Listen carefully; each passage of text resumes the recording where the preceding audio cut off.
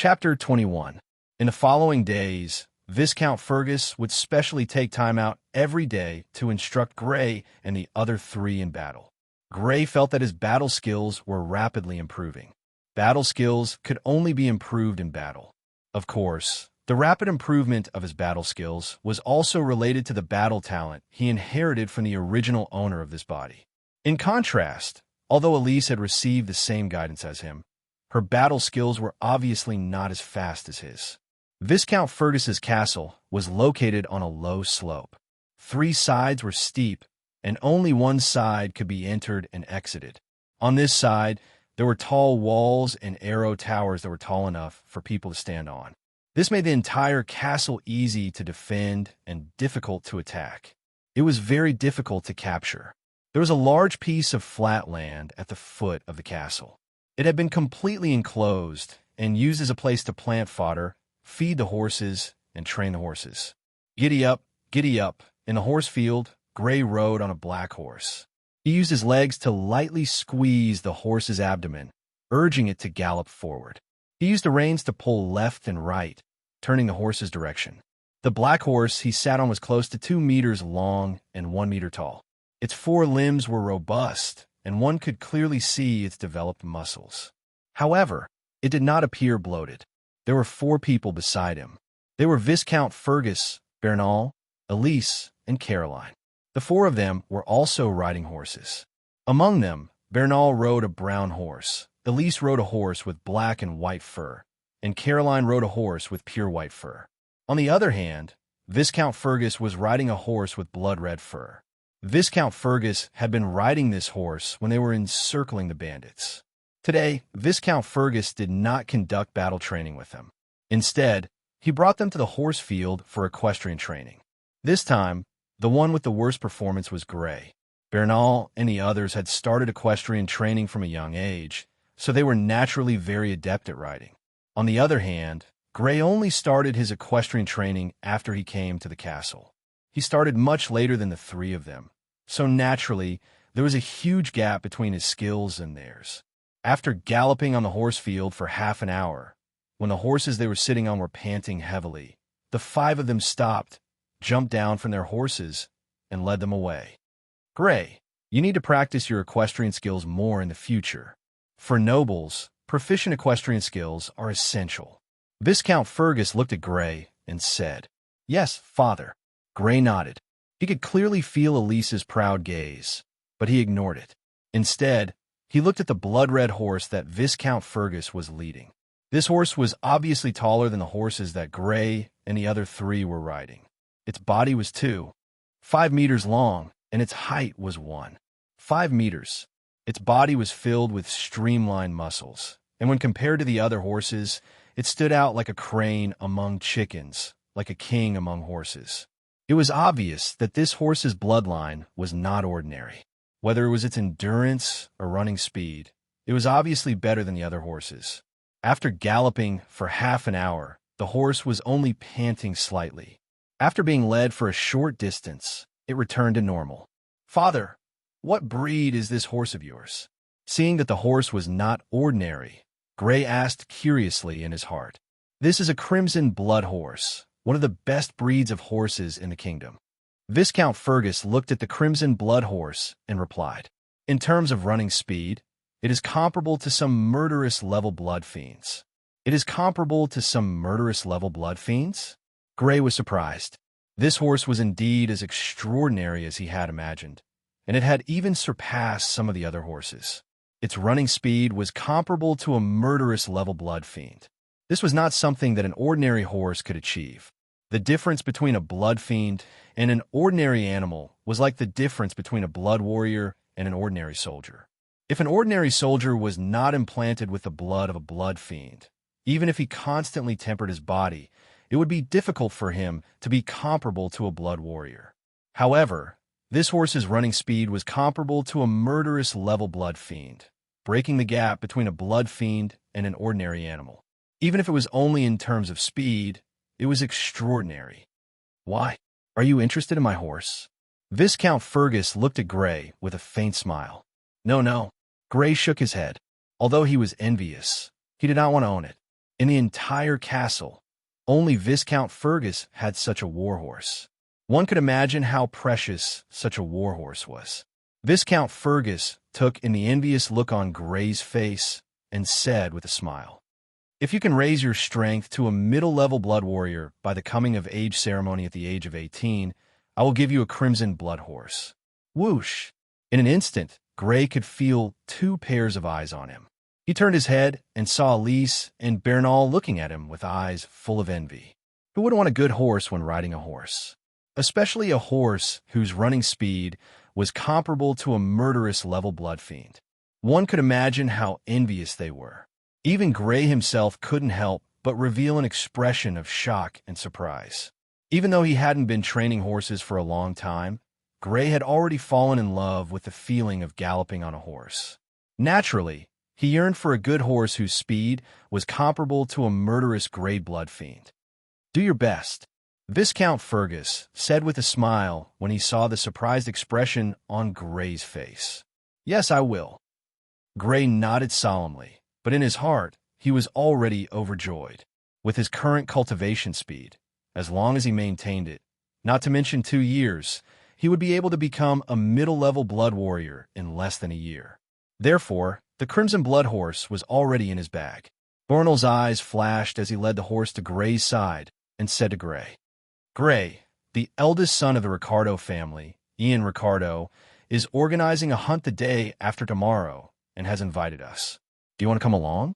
Hunt." Hearing Bernal's invitation to hunt, Gray's first thought was to be on guard. Last time, the original owner of his body was assassinated because he attended a gathering in Fergus City. Now that he heard an invitation to hunt, and it was from one of the suspects behind the scenes, he reflexively refused. "Thank you, Brother Bernal, for your kindness. You guys have fun. I won't be going." "Gray, although cultivation is important, you still need to relax occasionally. The people participating in this hunt are all the children of the noble families in the territory. They can help you expand your network," Bernal advised earnestly. "In the future, I just want to focus on cultivation for now." Gray still refused. Although he also yearned for this aristocratic hunting life, compared to his life, he obviously valued his own life more. But at this moment, Viscount Fergus unexpectedly spoke. "Hunt, that's a good activity. Gray, you have stayed in the castle for so long, you should go out for a walk." But Gray was anxious. He already had the idea of going out for a walk, but with the mastermind behind the scenes, he didn't dare to go out casually. "Don't worry about safety."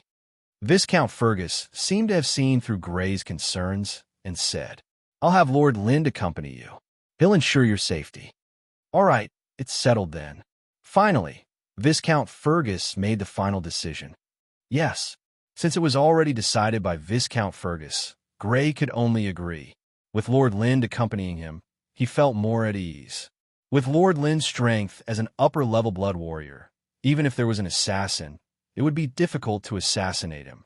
In the afternoon, a carriage drove out of Viscount Fergus Castle. Bernal was sitting in the carriage. He stopped the carriage at the music hall and left from the back door of the music hall. He came to a more remote residential area. After knocking on the door opened, and he was welcomed in by a man dressed like a commoner. A moment later, a man with a cloak appeared. It was the cloaked man that Bernal met in the washroom of the music hall last time. "Young Master Bernal, you are here. It seems that you have thought it through." The cloaked man smiled and said with confidence, "Yes, I have." Bernal nodded fiercely. The day after tomorrow, he will go hunting in the stone forest outside the city, but there will be an upper-level blood warrior with him. Can you do it? Upper-level blood warrior? Although it is a little troublesome, it is not a problem. Don't worry. As long as you can lure him out, leave the rest to us." The cloaked man said confidently. "Okay, I hope you will keep your promise and can do it." Feeling the confidence of the cloaked man, Bernal breathed a sigh of relief. "Don't worry, we will not let young Master Bernal down." Chapter 22. 2 days later, in the morning, Gray, Caroline, Elise, and Bernal rode their horses and left the castle, followed by Lord Linda and more than 10 elite soldiers. Gray rode a black warhorse and wore a gray-white riding suit. The jacket was made of leather and had 2 buttons. It was tight to the body and had the Fergus family emblem on the cuffs. The trousers were also made of leather and were very loose at the crotch and thighs, but gradually tightened below the knees. This design was very convenient to ride. This set of riding suit was made by the tailor in the castle in the past 2 days. With his current status in the castle, as long as his request was not too excessive, he would be able to satisfy it. Caroline was riding a white warhorse, wearing a pale white riding suit. The tight top showed her beautiful curves, and her 2 slender legs looked even more slender against the backdrop of the breeches. Elise rode a black and white warhorse and wore a golden riding suit. Bernal rode a brown warhorse and wore a black riding suit. Both of them had long blonde hair and a handsome face. The temperament of a noble son was immediately apparent. The group of more than 10 people left the castle and followed the streets in the city that were wide enough for 2 carriages to pass side by side. They arrived near the city gate of Fergus. There were already dozens of people waiting here. Among these dozens of people, the ones at the outermost periphery were soldiers in charge of protecting the safety of these people. In the middle, there were 12 young men and women in the same riding suit. There were 7 men and 5 women. The men had a noble temperament, and the women had a graceful temperament. Under the contrast of the riding suit, the nobility was very threatening. Seeing the arrival of Gray's group, the 12 people were led by 2 people to welcome them. One of the 2 people in the lead was a young man with light brown hair and a height of 1.7 meters. It was Ian Ricardo of the Ricardo family. The other person also had light brown hair, but it was a young girl. The young girl was about 1.6 meters tall and should be about the same age as Gray. Her skin was fair and her light brown hair was tied behind her head with a hair clip, hanging down to her waist. Under the sky blue riding suit, she had a chest that was beginning to take shape and a pair of very attractive long legs. This was a girl whose beauty was not inferior to Caroline's. Young Master Bernal, young Master Elise, and Miss Caroline, you're here. Ian greeted Bernard and the other 2 and introduced them to each other. Let me introduce you. This is my sister, Cia Ricardo. This is my younger brother, Gray. Bernal also introduced Gray and these nobles to each other. Gray, this is Ian Ricardo of the Ricardo family. This is Cia Ricardo of the Ricardo family. This is Jeff Ward of the Ward family. This is when Bernal introduced Gray's identity. The dozen or so nobles couldn't help but look at Gray with inquisitive and curious gazes. Although they hadn't seen Gray before, it was obvious that they had heard about Gray. Although he was an illegitimate child, Viscount Fergus had taken a fancy to him. Some time ago, after the assassination attempt, Viscount Fergus flew into a rage and wiped out all the rats in his territory. It was enough to see how much Viscount Fergus valued him.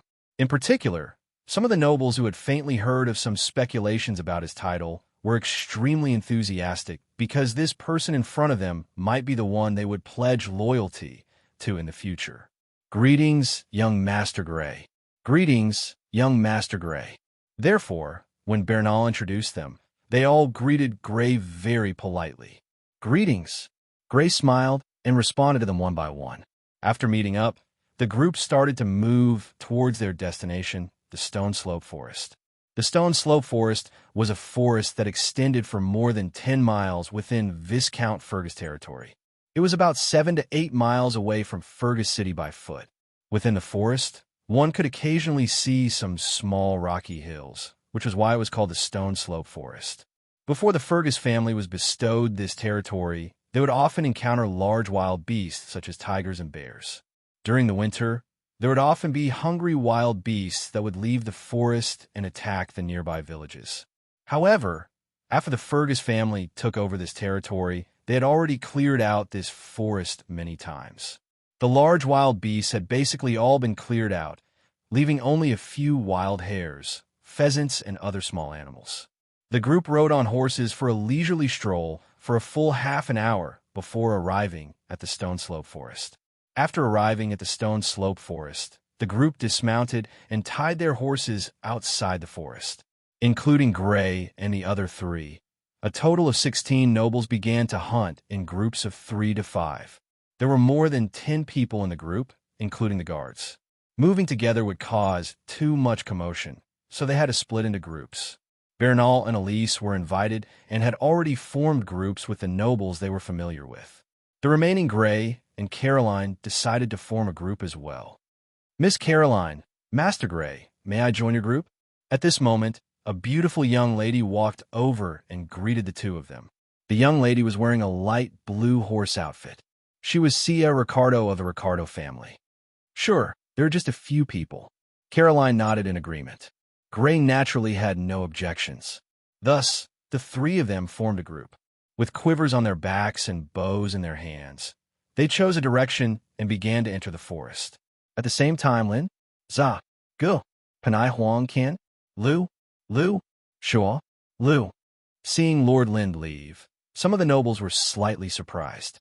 Lord Lind had blended in with the soldiers. Even his attire was no different from an ordinary soldier. Thus, at the very beginning, they did not recognize this person as Lord Lind. However, many of them had met Lord Lind before and quickly recognized him among the soldiers. Some of them wanted to go up and greet Lord Lind, but were stopped by Lord Lind with a wave of his hand. They guessed that Lord Lind was probably carrying out a guard mission, so they gave up. However, their eyes were secretly paying attention, wanting to see who Lord Lind was protecting. Now, seeing Lord Lind leave with Gray and the other two, they could not help but have guesses in their hearts. It was obviously not possible that he was protecting Miss Caroline. That meant that Lord Lind was sent to protect Master Gray. Could it be that the Viscount values this illegitimate son more than Master Bernal? Some of the nobles could not help but secretly think. Although there was the incident of the assassination attempt last time, to actually have a high-ranking blood warrior with a title of nobility as a guard, wasn't this stance a little too grand? Bernal had also noticed Lord Lind's departure. His eyes flashed, but no one knew what he was thinking. "I heard that Master Gray is now a lower-level blood warrior." Gray's group of 8 went deeper into the forest. Cia showed a strong interest in Gray and asked Gray softly as they explored the forest.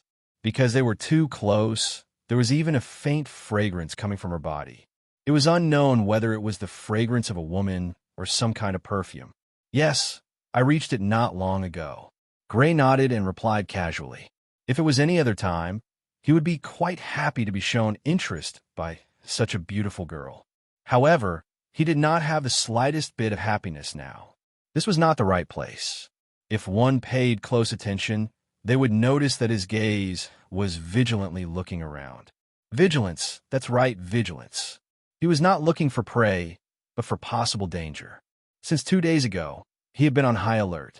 From his point of view, Bernal's invitation to hunt this time did not have any good intentions.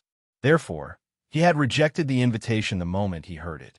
Unfortunately, Viscount Fergus had made the final decision, and he could only follow.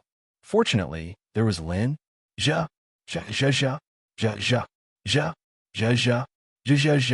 unless the target was a ferocious blood warrior or several upper-level blood warriors. Otherwise, Lin, he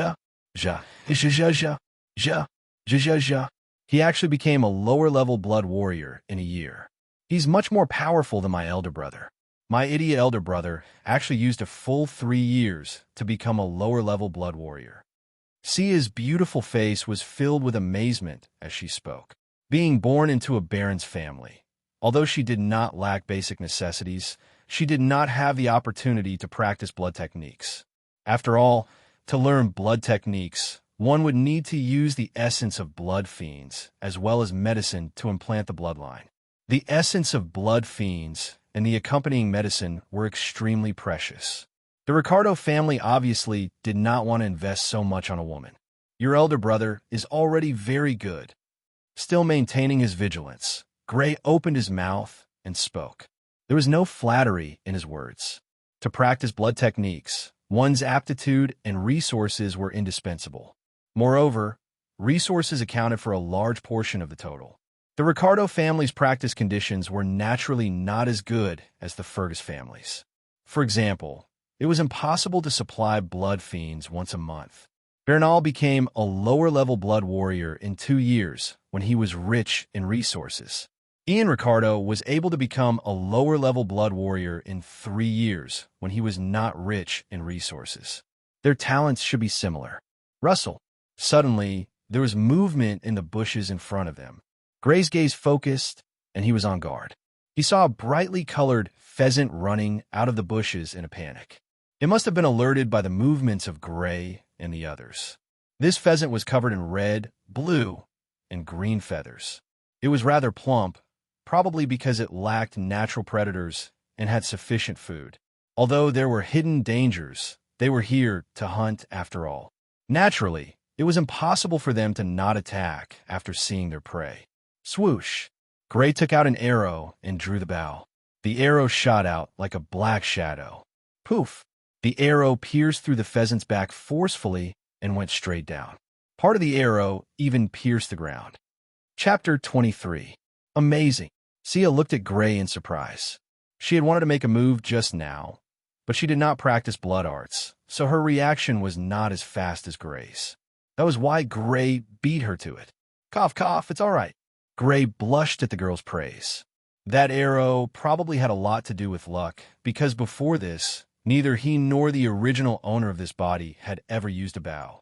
However, there was a kind of excitement in his heart, not because of the girl's praise, but because this was the first time he had hunted prey in both his previous and current lives.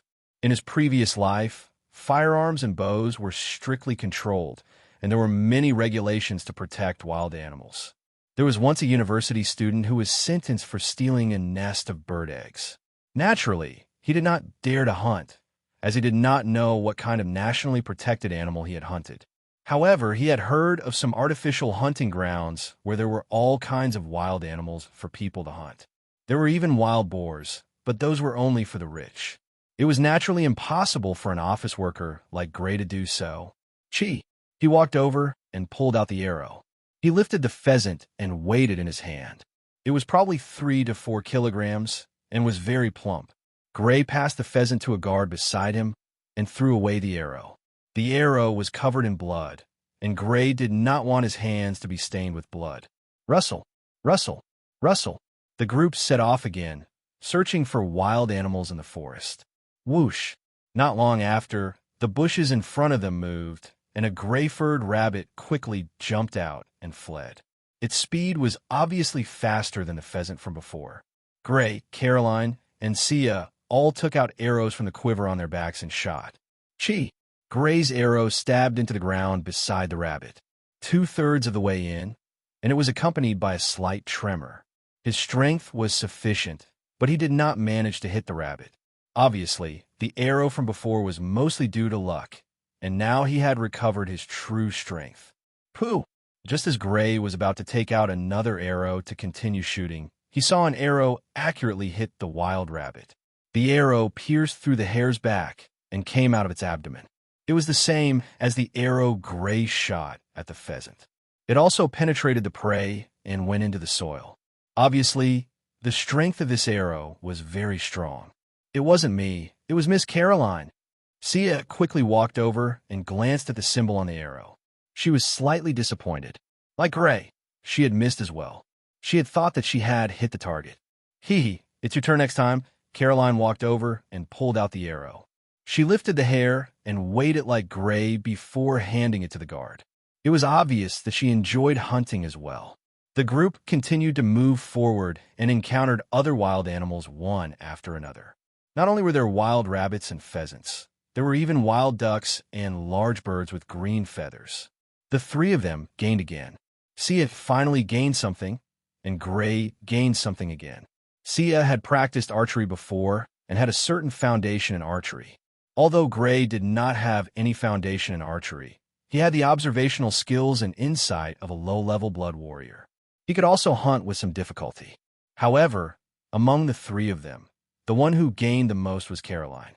With the observational skills and insight of a low-level blood warrior, coupled with a certain foundation in archery, Gray and Sia were naturally not as good as her. After shooting so much prey, it was obvious that she could not hide the smile on her face.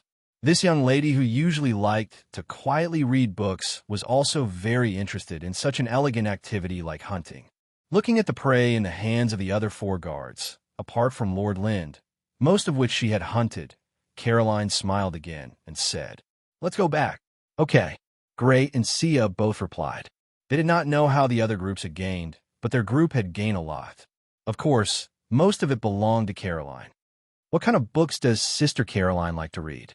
"I read all kinds of books, but I prefer biographical books like The Count of Cristo." "The Count of Cristo? It's in my family's library. I've read it before." "Sigh, the love between the Count and that commoner girl is really poignant." "Indeed, it's poignant. Due to the bountiful harvest, the few of them were in a good mood." They chatted as they returned, especially Sia and Caroline. They chatted quite happily. After a while, they addressed each other as Sister Caroline. Gray quietly listened to the conversation between the two. He would occasionally chime in, but most of the time, he was paying attention to the situation around him. In his heart, he had a feeling that this hunt would not be peaceful, so he was extra vigilant. After passing through a bush, they came to a place full of tall trees. Suddenly, swoosh, a black shadow shot out from the dense foliage of the tall trees at an unimaginably terrifying speed, shooting toward Gray. Because he had been on guard and had never let his guard down, Gray noticed the black shadow shooting toward him. However, because it was too fast, he did not see what it was. "Assassin!" He dodged aside by reflex. "Gray, be careful!" Caroline exclaimed. Because she was chatting with Sia, she noticed the black shadow later than Gray. When she saw it, the black shadow was already 1 meter away from Gray. "Not good, I can't dodge it." Gray, who had been dodging for a long time, was pale. It happened too suddenly. He did not have time to mobilize blood force. For him, who had just become a low-level blood warrior, it was impossible to mobilize blood force quickly. This was a common disadvantage of low-level blood warriors. Clang! At this moment, just as the black shadow was about to hit Gray, a flash of light appeared, and the crisp sound of metal colliding rang out. The black shadow was ejected, shooting toward the ground beside it. It was a completely black arrow. After being ejected, the entire arrow had sunk into the ground, leaving only the arrow feather outside. One could imagine how fast this arrow was, and how powerful it was. And the figure of the light could be seen clearly. It was the body of a sword, and the hilt of the sword was in the hands of a man with a black mustache. The man with the black mustache was none other than Lord Linda. At the critical moment, he used the sword in his hand to knock away the arrow that was flying toward Gray. "Protect the young masters and young ladies." After knocking away the arrow that was flying toward Gray, he ordered loudly with a serious expression. The other four guards quickly abandoned the prey in their hands and pulled out the weapons at their waists, protecting Gray, Caroline, and Sia in the middle. At this moment, in the direction where the arrow was shot, a figure jumped down from the dense foliage of the forest and pounced towards them. It was a man with a bow on his back. The one who shot the arrow was probably him. He wore a green battle suit, and his face was covered with a black cloth. Only a pair of brown eyes could be seen, and they were filled with cold, killing intent. "Gotcha!" He pulled out 2 short knives from his left and right legs, one in each hand, and rushed toward them. Whoosh! Holding a long sword, Lord Linda slashed at the man. Clang! The man who suddenly attacked blocked Lord Linda's sword with both knives in front of him. The two men quickly exchanged blows. Lord Linda's movement speed was extremely fast. He appeared on his opponent's left and right, and the long sword in his hand stabbed at his opponent. As for the man who suddenly attacked, although he was not as fast as Lord Linda, he was as agile as a monkey, jumping up and down. He either blocked Lord Linda's sword with both knives, or twisted his body to avoid Lord Linda's sword.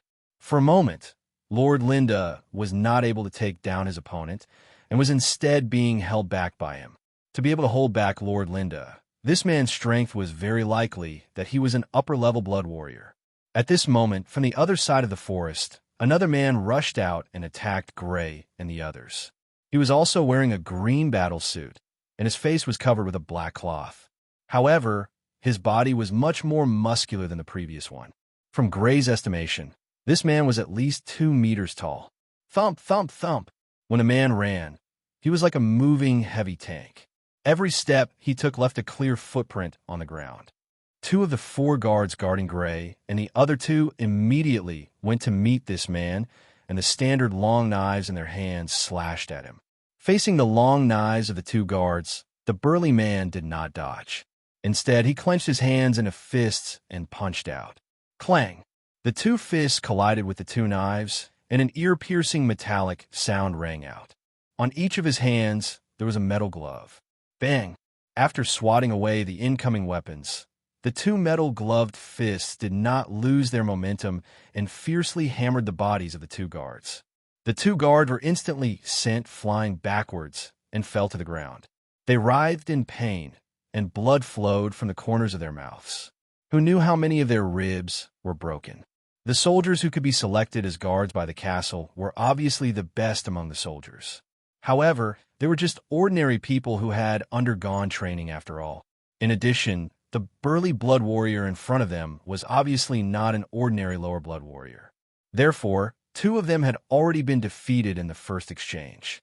Young Master Gray, Miss Caroline run.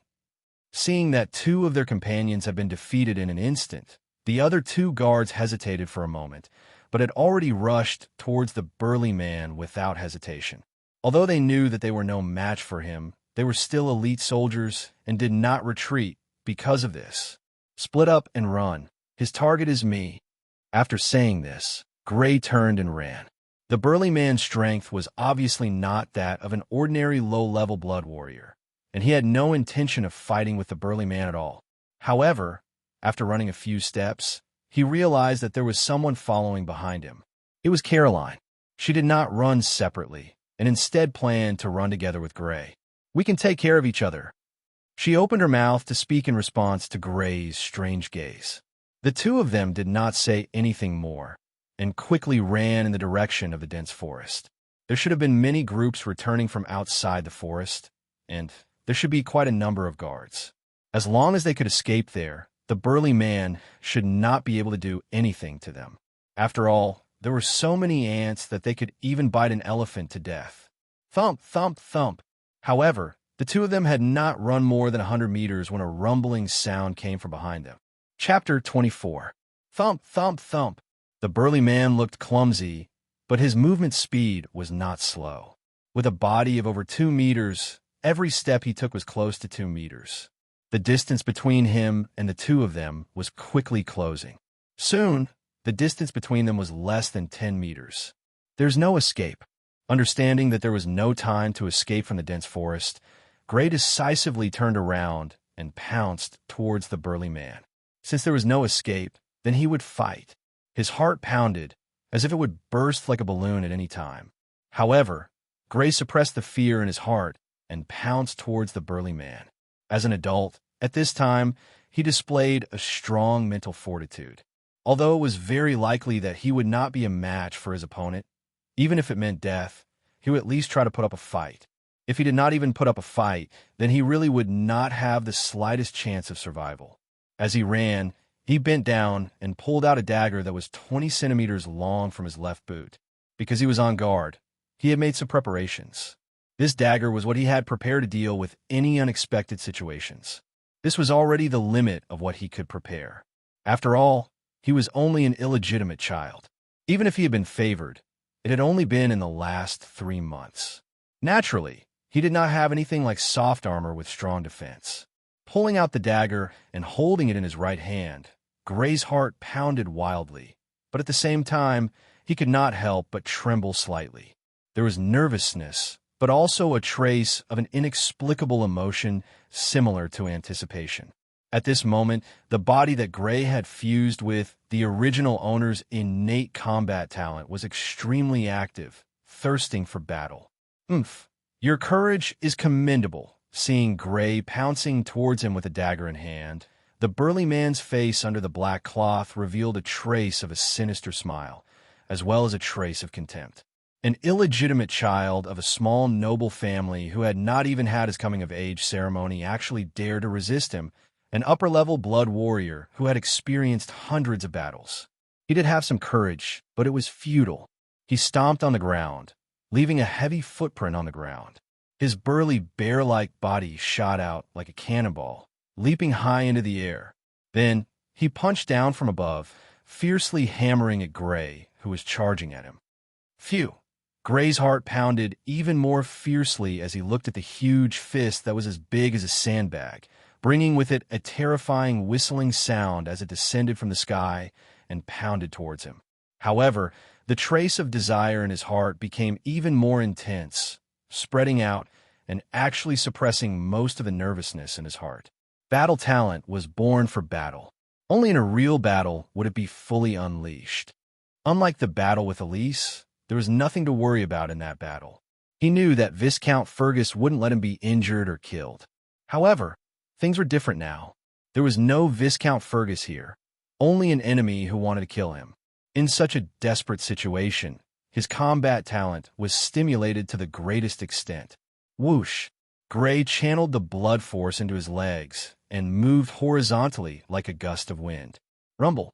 The sandbag-sized iron fist smashed into the ground. The ground trembled violently. Mud, weeds, and leaves flew everywhere. A shallow pit appeared on the ground. The burly man was half-squatting beside the pit. His fist, which was wearing a metal glove, was embedded in the pit. Whoosh! Behind him, a figure appeared. It was Gray. Different blood arts could cultivate different blood force. Gray's blood art, which was cultivated through the Wind Wolf, had a mediocre increase in defense and strength. However, the increase in speed was extremely great. Relying on this short burst of speed, he dodged the burly man's fist and circled behind him. Whoosh! Holding the dagger in his hand, Gray's face flashed with a rarely seen ruthlessness. He channeled the blood force into his right hand and ruthlessly stabbed towards the burly man's exposed neck. In his previous life, he was just an ordinary office worker. In this life, he had no experience in killing people. However, when forced into a dead end, even a rabbit would bite, let alone a human.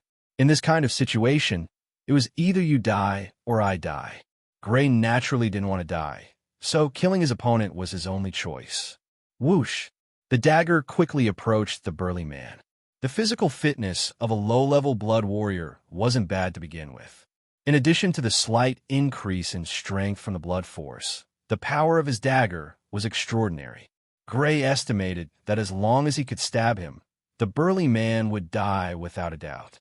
However, at this moment, just as his dagger was about to stab the burly man suddenly turned around and looked at him with contempt. Then, the burly man's thick arm punched out with a thunderous momentum towards Gray's dagger. His glove was made of metal, so he wasn't afraid of the dagger's sharpness. However, an unexpected scene occurred again. Whoosh! Gray's figure flickered again and quickly moved to the burly man's side. The dagger changed from a stab to a slash, cutting towards the burly man's neck.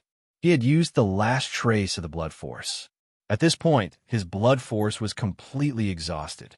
Moreover, this movement just now was also within his calculations.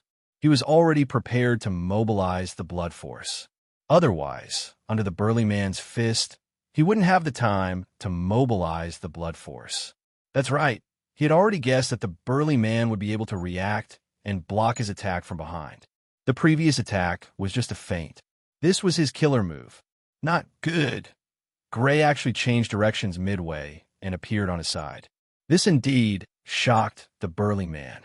It was too late to turn around and block. The burly man twisted his body, causing his neck to be forcefully displaced to a certain extent. Poof! The dagger slashed across the burly man's body. However, because of the twisting of his body, it slashed the shoulder of the burly man's combat armor, leaving a deep scratch. Boom! Then, the burly man's fist immediately turned around and punched Gray, who was on his side. Whoosh! The attack he had pinned his hopes on was dodged. With the blood force exhausted, Gray had no time to dodge.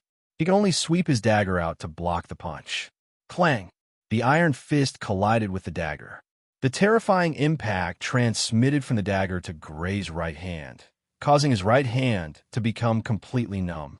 The dagger in his hand flew out, and he staggered to the ground. "You're not bad. You actually almost hurt me." The burly man turned around, and looked at Gray with a slightly surprised gaze. There was a gap of 2 levels between a high-ranking blood warrior and a low-ranking blood warrior. Under normal circumstances, it would be a completely one-sided situation. However, he didn't expect that he would almost be hurt by his opponent. If not for the protection of his combat armor, he would probably have been injured by now. Although he was surprised, the movements of his hands didn't stop because of this. After turning around, he immediately smashed his fist toward Gray's head. The grayish-black metal gloves quickly enlarged in Gray's eyes. "Gray!" Caroline, who was rushing over, shouted anxiously. She wanted to attack the burly man and force him to give up on attacking Gray, but it was already too late. When Gray had rushed toward the burly man, she had hesitated for a moment. Gray might not be clear about the difference between a low-ranking blood warrior and a high-ranking blood warrior, but she, who had received the most orthodox training from the Ferguson family, knew that 2 low-ranking blood warriors would never be a match for a high-ranking blood warrior. Although she had only hesitated for a moment before immediately rushing toward the burly man, this short moment had created a gap between her and Gray and the burly man. She could only watch helplessly as the burly man's fist struck toward Gray. Is this the difference between a high-ranking blood warrior and a high-ranking blood warrior? The fist continued to enlarge in his eyes. Gray frantically tried to save himself, but the blood power in his body had already been exhausted. Even if it hadn't been completely exhausted, it was already too late to mobilize it in such a short period of time. He could only try his best to lean his body to the side, but this movement seemed to be in slow motion against the burly man's fist. It was obviously too late. The fist was about to smash into his head. His skull would shatter, and his brain would explode. Whoosh! Suddenly, the sound of wind rustling could be heard in the mountain forest that had been completely silent. Following that, a loud shout rang out. It was like a sharp wolf's howl.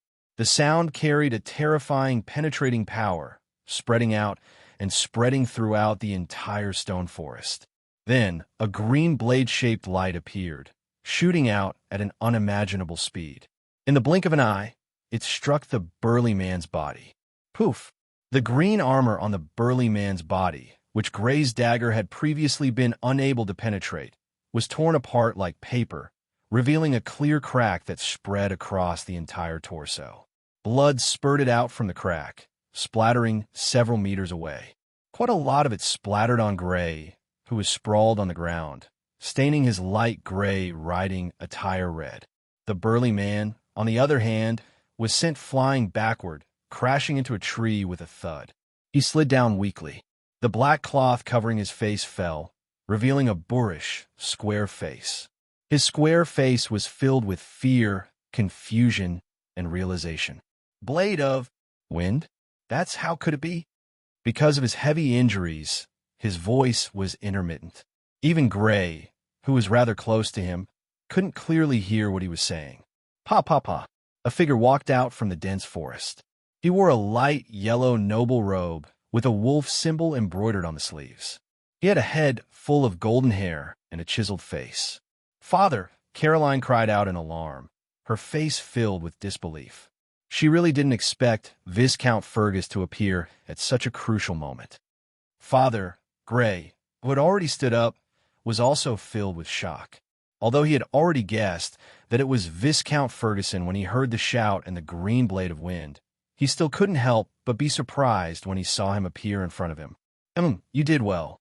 Viscount Ferguson nodded at Gray and Caroline before walking towards the burly man who was paralyzed on the ground. Gray only now noticed that there was another figure behind Viscount Fergus. He also had a head full of golden hair, but he wore a black riding attire.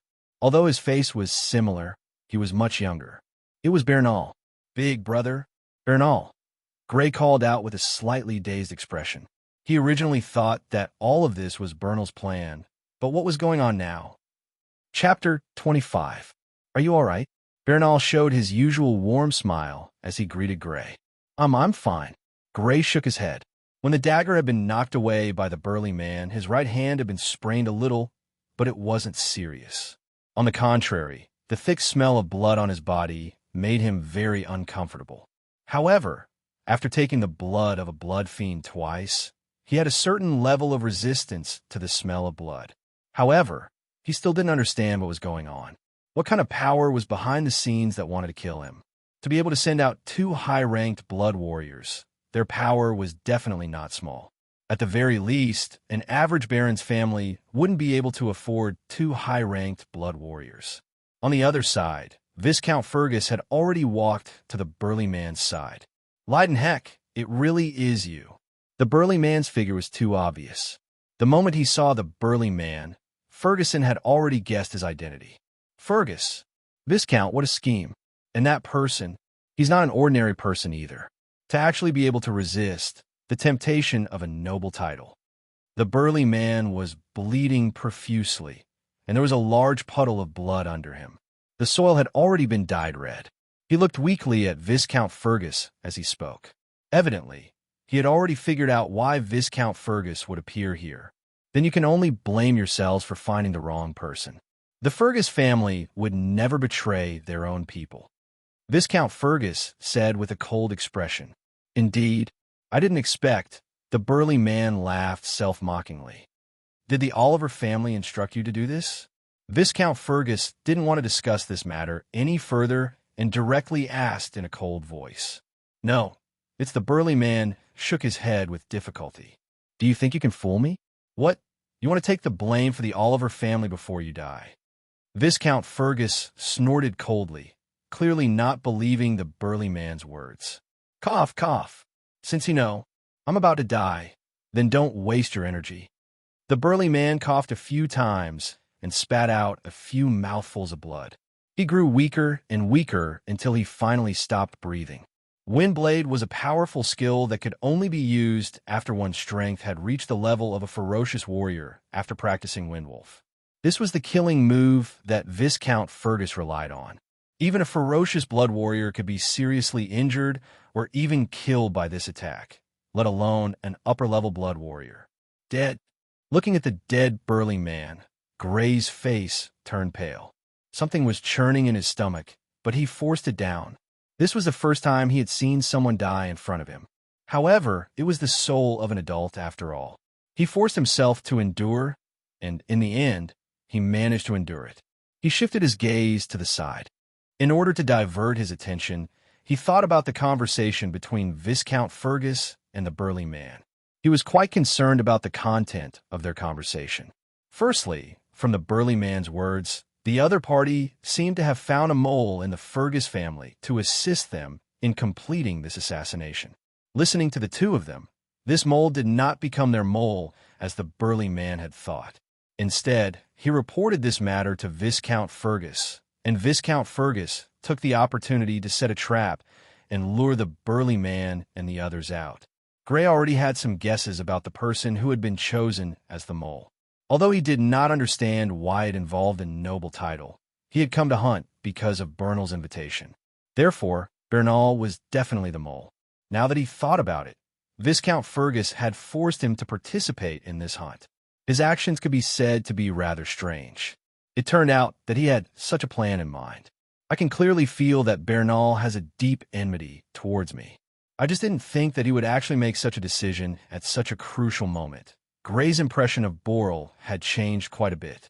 He had originally been on guard against him as the mastermind behind the scenes, but he had suddenly discovered that Borel was not the mastermind behind the scenes.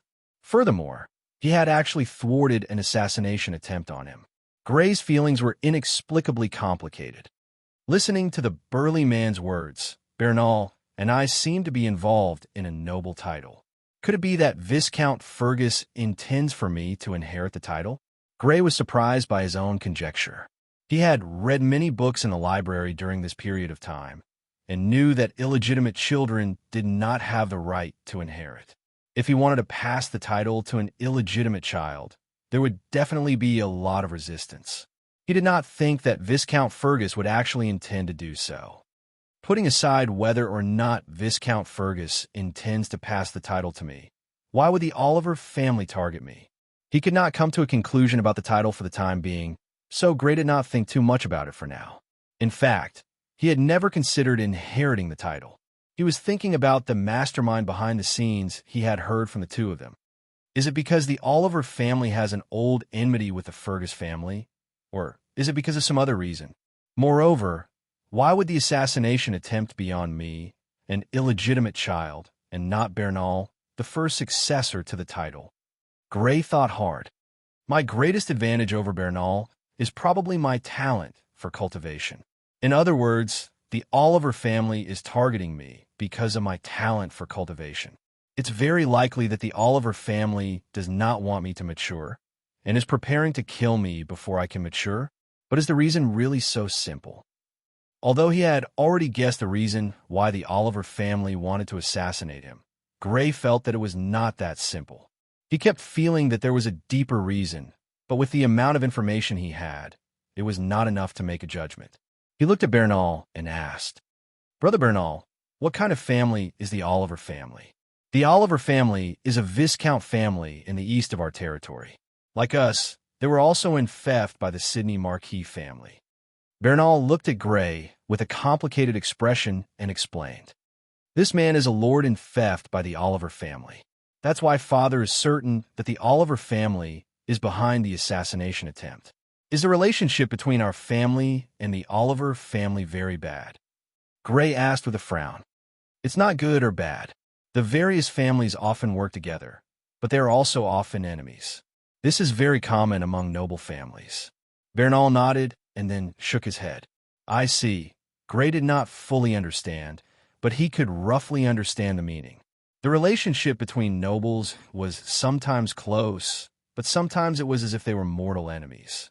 Everything was driven by benefits, so it was very difficult to come to a conclusion about the relationship between two noble families.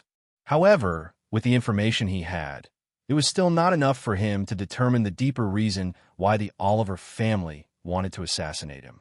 Asterisk rustle, rustle, rustle. Asterisk following the sound of bushes being pulled apart, a man with a small mustache walked over. When he saw Viscount Fergus, he bowed respectfully and greeted him. "Lord Viscount." This man was Lord Lind, who had been stopped by a high-ranked blood warrior. He was not surprised by Viscount Fergus's appearance. Evidently, he had already heard of the plan. Viscount Fergus nodded slightly and asked, "He escaped?" "Yes." After hearing the sounds of fighting here, he turned and fled. "I was unable to stop him," Lord Lind replied, and then his gaze turned to the corpse of the burly man beside him. "It really is Leiden Heck." He quickly recognized the burly man's identity and turned to the Viscount, asking, "What's the matter?" "Lord Viscount, how should we deal with this matter?" "Tell all the families in the fief to gather at the castle tomorrow and follow me to the Oliver family. They actually dared to assassinate a member of the Fergus family. We must make the Oliver family give us an explanation for this." A dangerous aura emanated from Viscount Fergus as he snorted coldly like an enraged lion. "Young Master Gray, Miss Caroline, that's great. You're both fine." Not long after, Sia, who was in the same group as Gray, came over with a large group of guards along with the other nobles. After parting ways with Gray and Caroline and discovering that they weren't being pursued, Sia immediately ran to the rendezvous point outside the Shattered Stone Forest to call for reinforcements to save Gray and Caroline. Hearing her words and knowing that Gray and Caroline were being pursued, all the nobles present were extremely worried. After all, if anything happened to Gray and Caroline, they would definitely be implicated. Thus, they brought their own guards to rescue them without any hesitation. Ian Ricardo, in particular, was extremely worried. He was the one who had initiated this hunt. If anything happened, he would definitely bear the responsibility. "Greetings, Lord Viscount." Someone with sharp eyes saw Viscount Fergus and hurriedly bowed. The others also hurriedly bowed when they saw him. Knowing that Gray and Caroline were being pursued, all their attention was on the two of them. Instead, they didn't immediately notice Viscount Fergus. "Thank you for coming to rescue Gray and Caroline. But don't worry, the assassins have been killed." Fergus restrained the anger on his face and maintained his usual dignity as he spoke. "It's what we should do," the nobles all said respectfully. Chapter 26. The hunt ended abruptly and an assassination attempt occurred. Even though only 4 of the Fergus family's guards were seriously injured, no one was in the mood to continue hunting. On the other hand, Gray and the others ate many delicious wild animals that night. The hunted animals were brought back and meticulously cooked by the castle chefs. Because these animals were not force-fed, the taste was much more delicious than usual. After dinner, Viscount Fergus called Gray alone to the study. The purple moonlight was outside, and the oil lamp in the study emitted a bright light. Bursts of incense wafted out. There was a small brown round table with 4 brown wooden chairs nearby. At this moment, Viscount Fergus was sitting on one of the chairs, while Gray was sitting on the other. There was a cup of milk tea in front of the 2 of them, and the servants had already been dismissed. Viscount Fergus took a sip of the milk tea. After putting it down, he looked at Gray and spoke. "You have a lot of questions in your heart, don't you?" "Yes." Gray did not deny it. He did have too many questions. Was Bernal a spy? Why did Viscount Fergus want to pass the title to the original owner of this body, and not to his eldest son, Bernal? Why did the Oliver family want to assassinate him? A few days ago, someone found Bernal and bewitched him to lure you out of the castle to assassinate you. However, Bernal was not bewitched by them. Instead, he reported this matter to me, and I formulated a plan to uncover the mastermind, Viscount Fergus said slowly. From his words, he confirmed Gray's previous guess. Bernal was indeed the spy the Oliver family had found. However, the Oliver family did not expect that Bernal was not bewitched. Instead, he reported this matter to Viscount Fergus, and there was a follow-up plan to lure the snake out of its hole, uncovering the mastermind behind the Oliver family. After explaining the general situation, Viscount Fergus asked, "What else do you want to ask? Why is Big Brother Bernal so hostile towards me?"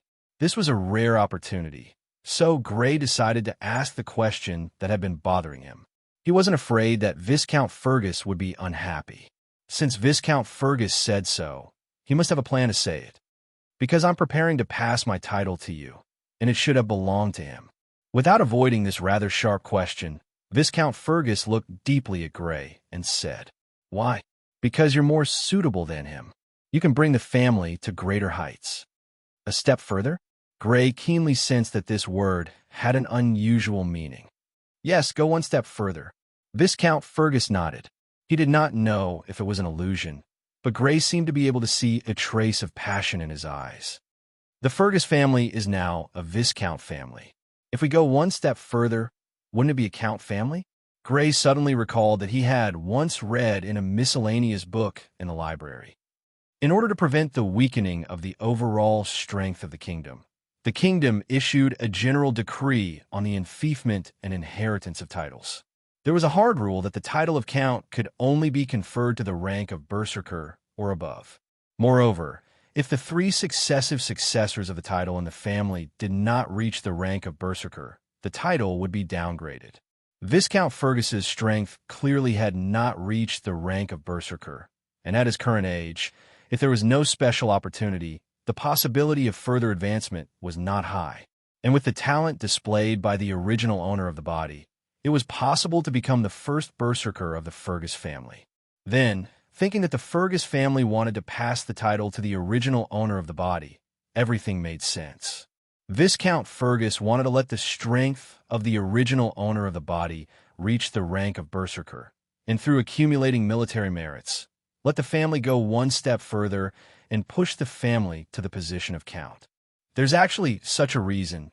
The reason for Bernal's enmity towards the original owner of the body, and the reason why Viscount Fergus wanted to pass the title to the original owner of the body, had already been clarified. Of course, the one in this body was no longer the original youth, and he had not thought about whether or not he wanted to inherit the title. At least, he did not want to consider this question for the time being. Gray asked another question that he urgently wanted to know. "Then why does the Oliver family want to assassinate me?" "Because of the fight for the title of Count." "Fight for the title of Count?" Gray's face was full of shock, understanding, puzzlement, and doubt. He suddenly understood why the Oliver family deliberately wanted to kill him. It turned out that the original owner of the body was actually involved in the fight for the title of Count between the 2 families. He did not understand why the Fergus family and the Oliver family would have a fight for the title of Count. Wasn't the title of Count awarded according to military merits? The two families were both Viscounts of the Marquis family of Sydney. They should not be able to fight for the title of Count, right? Without rushing to answer Gray's question, Viscount Fergus asked instead, "Do you know how many counts and viscounts there are in total in the Marquis of Sydney?" 2 counts and 6 viscounts. This was what Gray asked Caroline on the way back after the assassination attempt today. The 2 count families were the Smalley family and the Ford family. The viscount families were the 6 families including the Fergus family. The Fergus family, the Oliver family, the Richens family, the Shelley family, the Rock family, and the Bessemer family. Then do you know how many counts a Marquis family can have? Viscount Fergus continued to ask. 3. After saying this, Gray's face froze for a moment. Then, he revealed a look of realization. He finally understood why the Fergus family and the Oliver family had a fight for the title of Count. Yes, there's only 1 count left, but there are 6 viscounts. Do you think the Oliver family wants to see you grow? Viscount Fergus said with a smile. No. Gray shook his head. He finally understood why the Fergus family and the Oliver family had fought so fiercely, to the point that even their lords had died in battle. It was all for the sole remaining count's position. If he could not kill the other side's descendant with the potential to become a berserker and let the other side cultivate a berserker first, then even if his own family cultivated a berserker later, it would be useless. No wonder the Oliver family tried to assassinate him. All right, I've told you everything you need to know. Come with me to the Oliver family tomorrow. We must make the Oliver family give us an explanation for this assassination. Otherwise, similar assassinations will continue. Viscount Fergus clearly wanted to kill the Oliver family as an example to others. On top of a steep hill, a majestic green-gray castle stood. 3 sides were steep cliffs. The only side that could be passed through was a tall and sturdy wall and an arrow tower. This was the Oliver family's castle. The Purple Moon Kingdom had a lot of hills. There were many similar steep hills in the kingdom. Therefore, most of the Purple Moon Kingdom's noble castles were built on steep hills. It was very easy to defend and hard to attack. A man with a pair of brown-yellow eyes wearing a green battle suit hurriedly entered the Oliver family and was led to an elegantly decorated living room. The room was decorated elegantly and had a noble taste. There were carvings, murals, and runic lamps. Every item was expensive, but the man in the green battle suit was not in the mood to appreciate them. Instead, he had an anxious look on his face. He was the high-ranked blood warrior who had fought with Lord Lynn today. He had heard the commotion on Viscount Fergus' side and fled. Asterisk clap, clap, clap. Asterisk the sound of footsteps approached, and a brown-haired man in purple noble robes walked over. The man had a brown beard and an ordinary face. He was not very tall, but he stood upright and gave off a dignified feeling. Lord Viscount, seeing the brown-haired man, the man in the green battle suit hurriedly stood up and bowed. The brown-haired man was Viscount Oliver, Waters Oliver. Why are you the only one back? Where's Leighton? Seeing that the man in the green battle suit was alone, Waters frowned slightly and asked, "My lord, we failed. We fell into Viscount Fergus's trap. Leighton is most likely dead." The man in the green battle suit had an ugly expression. Fell into Viscount Fergus's trap? Waters raised his eyebrows slightly. Yes, Viscount Fergus suddenly appeared in the middle of the assassination. Although I did not see him in person, judging from the commotion of the battle, it should have been him. The man in the green battle suit hurriedly said. Is there a problem with Bernal's part? Waters asked as he gestured for the man in the green battle suit to sit down. That should be the case. We use trustworthy people in all aspects. The only one who might have a problem could only be Bernard, the spy. The man in the green battle suit said with certainty. Then we underestimated him. To be able to resist the temptation of a noble title, that fellow Emerson is quite lucky. All his children are so outstanding. Bernal is like that, and that bastard called Gray is even more so. Waters sighed slightly. My lord, what do we do now? The man in the green battle suit asked with a serious expression. This time, The Oliver family had assassinated a member of the Fergus family and was even discovered by the Fergus family. A territorial war was probably unavoidable. Inform all the nobles in the territory to gather the troops at the castle tomorrow. It won't be easy to quell Emerson's anger this time. Waters leaned on his arm as he pondered. Yes, I'll go inform them now. Chapter 27. The next morning, more than 300 cavalrymen gathered outside of Viscount Fergus's castle. Their neat formation and their temperament, which had been baptized by the battlefield, made them appear majestic and imposing. At the front of the 300 cavalrymen were 16 men in battle attire. Some of them were middle-aged, while others were young. These were the 2 barons, 6 lords, and their heirs. Lord Linda was in charge of the castle's defense, so he wasn't present. Viscount Fergus rode his crimson horse, which was as fast as a blood fiend, towards this group of people. Behind him, Gray, Bernal, and Elise were all in battle attire and riding their horses. This territorial battle was an opportunity for actual combat, so Viscount Fergus brought along Gray and the other 2, with the exception of Caroline. Although women could also practice blood techniques, they would rarely follow their masters in a battle. Those who did follow their masters in a battle were usually people with outstanding talent. Viscount Fergus obviously didn't think that Caroline was such an outstanding talent, so he didn't plan to nurture Caroline's battle experience. Greetings, Lord Viscount.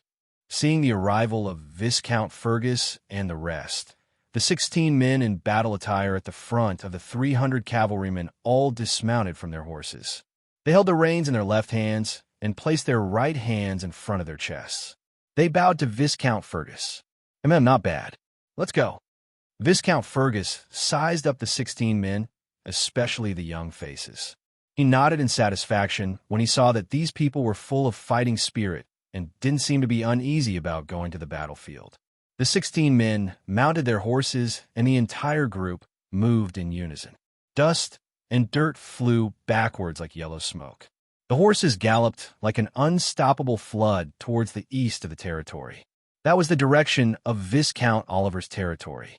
Gray rode on the black war horse he had ridden before. Now, this horse had become his personal horse, but of course, it was only temporary.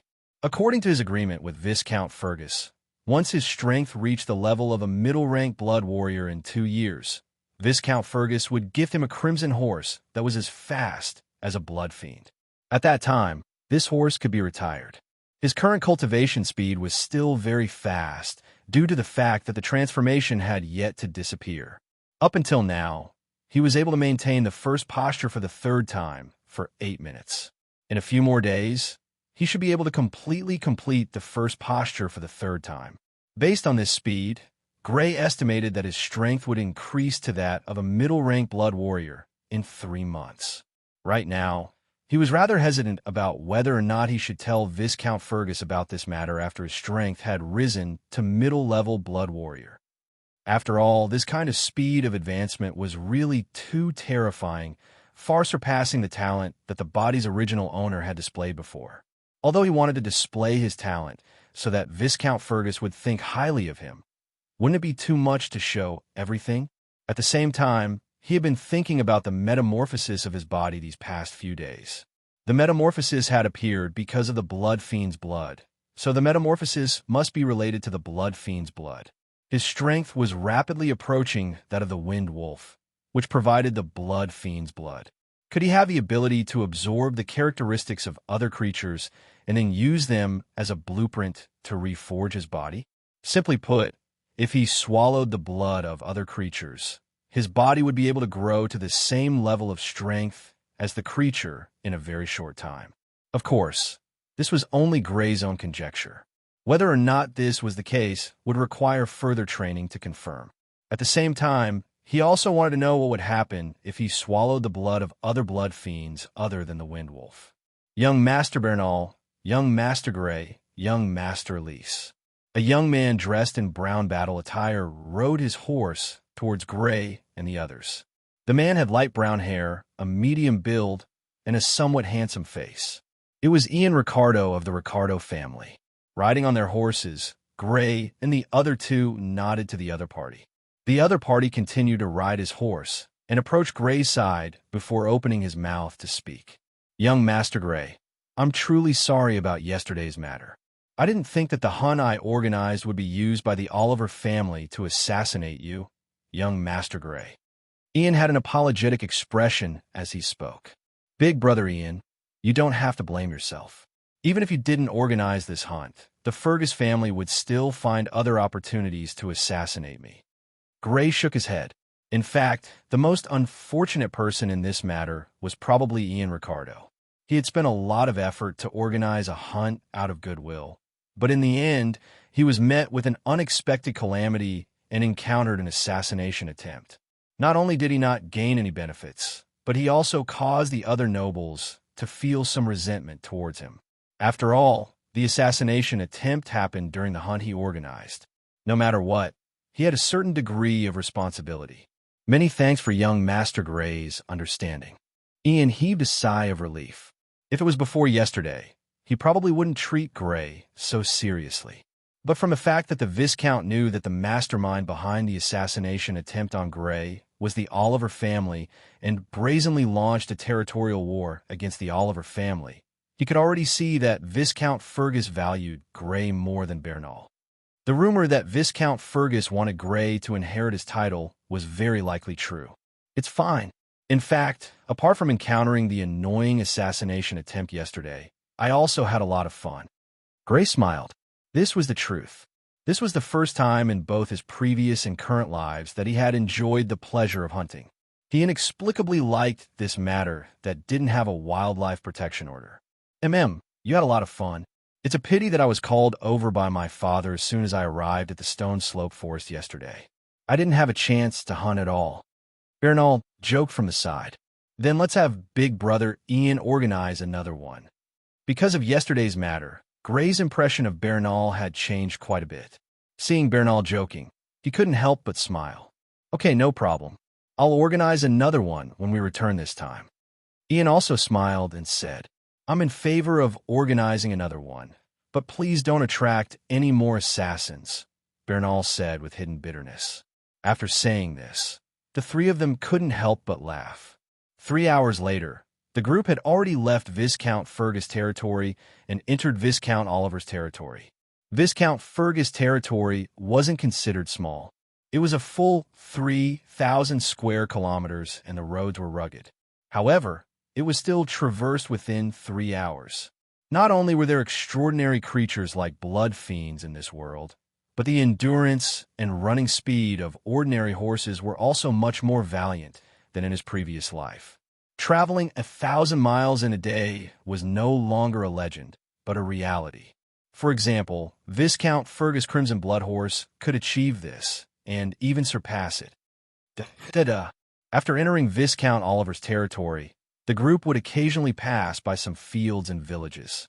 The group of more than 300 cavalrymen brimmed with killing intent. As they passed by, they kicked up a cloud of dust. The commoners in the fields were so frightened that they threw away their hoes and fled. As for the villages that they passed by, they hid in their simple wooden houses and secretly observed Gray's group through the gaps in the wooden boards. Their gazes were filled with fear, curiosity, surprise, doubt, and worry. As lowly commoners, any action of the nobles that ruled them could bring disaster to them. Just like now, if it was a nobleman with a more vile character, he might have already tortured and killed these commoners in the Oliver family's territory. Fortunately, Viscount Fergus didn't. Although he was unhappy that the Oliver family had tried to assassinate Gray, Viscount Fergus clearly didn't intend to vent his anger on these commoners. The group of cavalrymen passed by the fields and villages, heading towards the central region of Viscount Oliver's territory. However, after half an hour, the group was forced to stop. This was because another group had appeared in front of them. This was also a group of cavalrymen. They were slightly more numerous than Gray's group, around 400 people. At the front of this group of cavalrymen, there were more than 10 men in battle attire, riding tall horses. They were brimming with killing intent as they looked at Gray's group. The leader was dressed in brown metal battle attire. His face was ordinary, and he had a brown beard. He wasn't very tall, but he looked rather capable. He was sitting on a horse with pure black hair. Compared to the black horse that Gray was riding, it was longer and taller at the shoulders. Chapter 28. Waters, I thought you would hole up in your castle. Viscount Fergus rode his horse to the front of the group and snorted coldly. Viscount Fergus has graced us with his presence. Of course I have to come out to welcome him. The man in brown armor was the head of the Oliver family, Waters Oliver. He had a faint smile on his face, as if he didn't see the 300 or so ferocious cavalrymen led by Viscount Fergus at all. It was as if they were really here to welcome guests. Waters, put away your hypocrisy. You actually dared to send people to assassinate a member of the Fergus family. This time, you will pay the price for your actions. Viscount Fergus said coldly. Assassinate? I think you're mistaken. The Oliver family has never sent people to assassinate a member of the Fergus family. Waters had an innocent expression. Then how do you explain Leidenhecht? Viscount Fergus snorted coldly. That's his personal behavior. It has nothing to do with the Oliver family. Waters said, trying to distance himself from the matter. Although many noble families did assassinate members of other families with potential, they would never admit it. This was because noble law did not allow it. Do you think I'll believe such words? Viscount Fergus's expression was cold. I know it's hard to convince you, but that's the truth. If you don't believe me, there's nothing I can do. A trace of ridicule appeared at the corner of Waters's mouth. On the contrary, I want to remind you, is it really good to start a territorial war so lightly? After this battle, the strength of both our sides will definitely be damaged, and the strength of the other 4 viscounts will probably surpass ours. I know that even if you don't say it. However, there's your Oliver family this time. Next time, there will be the Richens family, the Shelley family. Viscount Fergus's eyes were cold.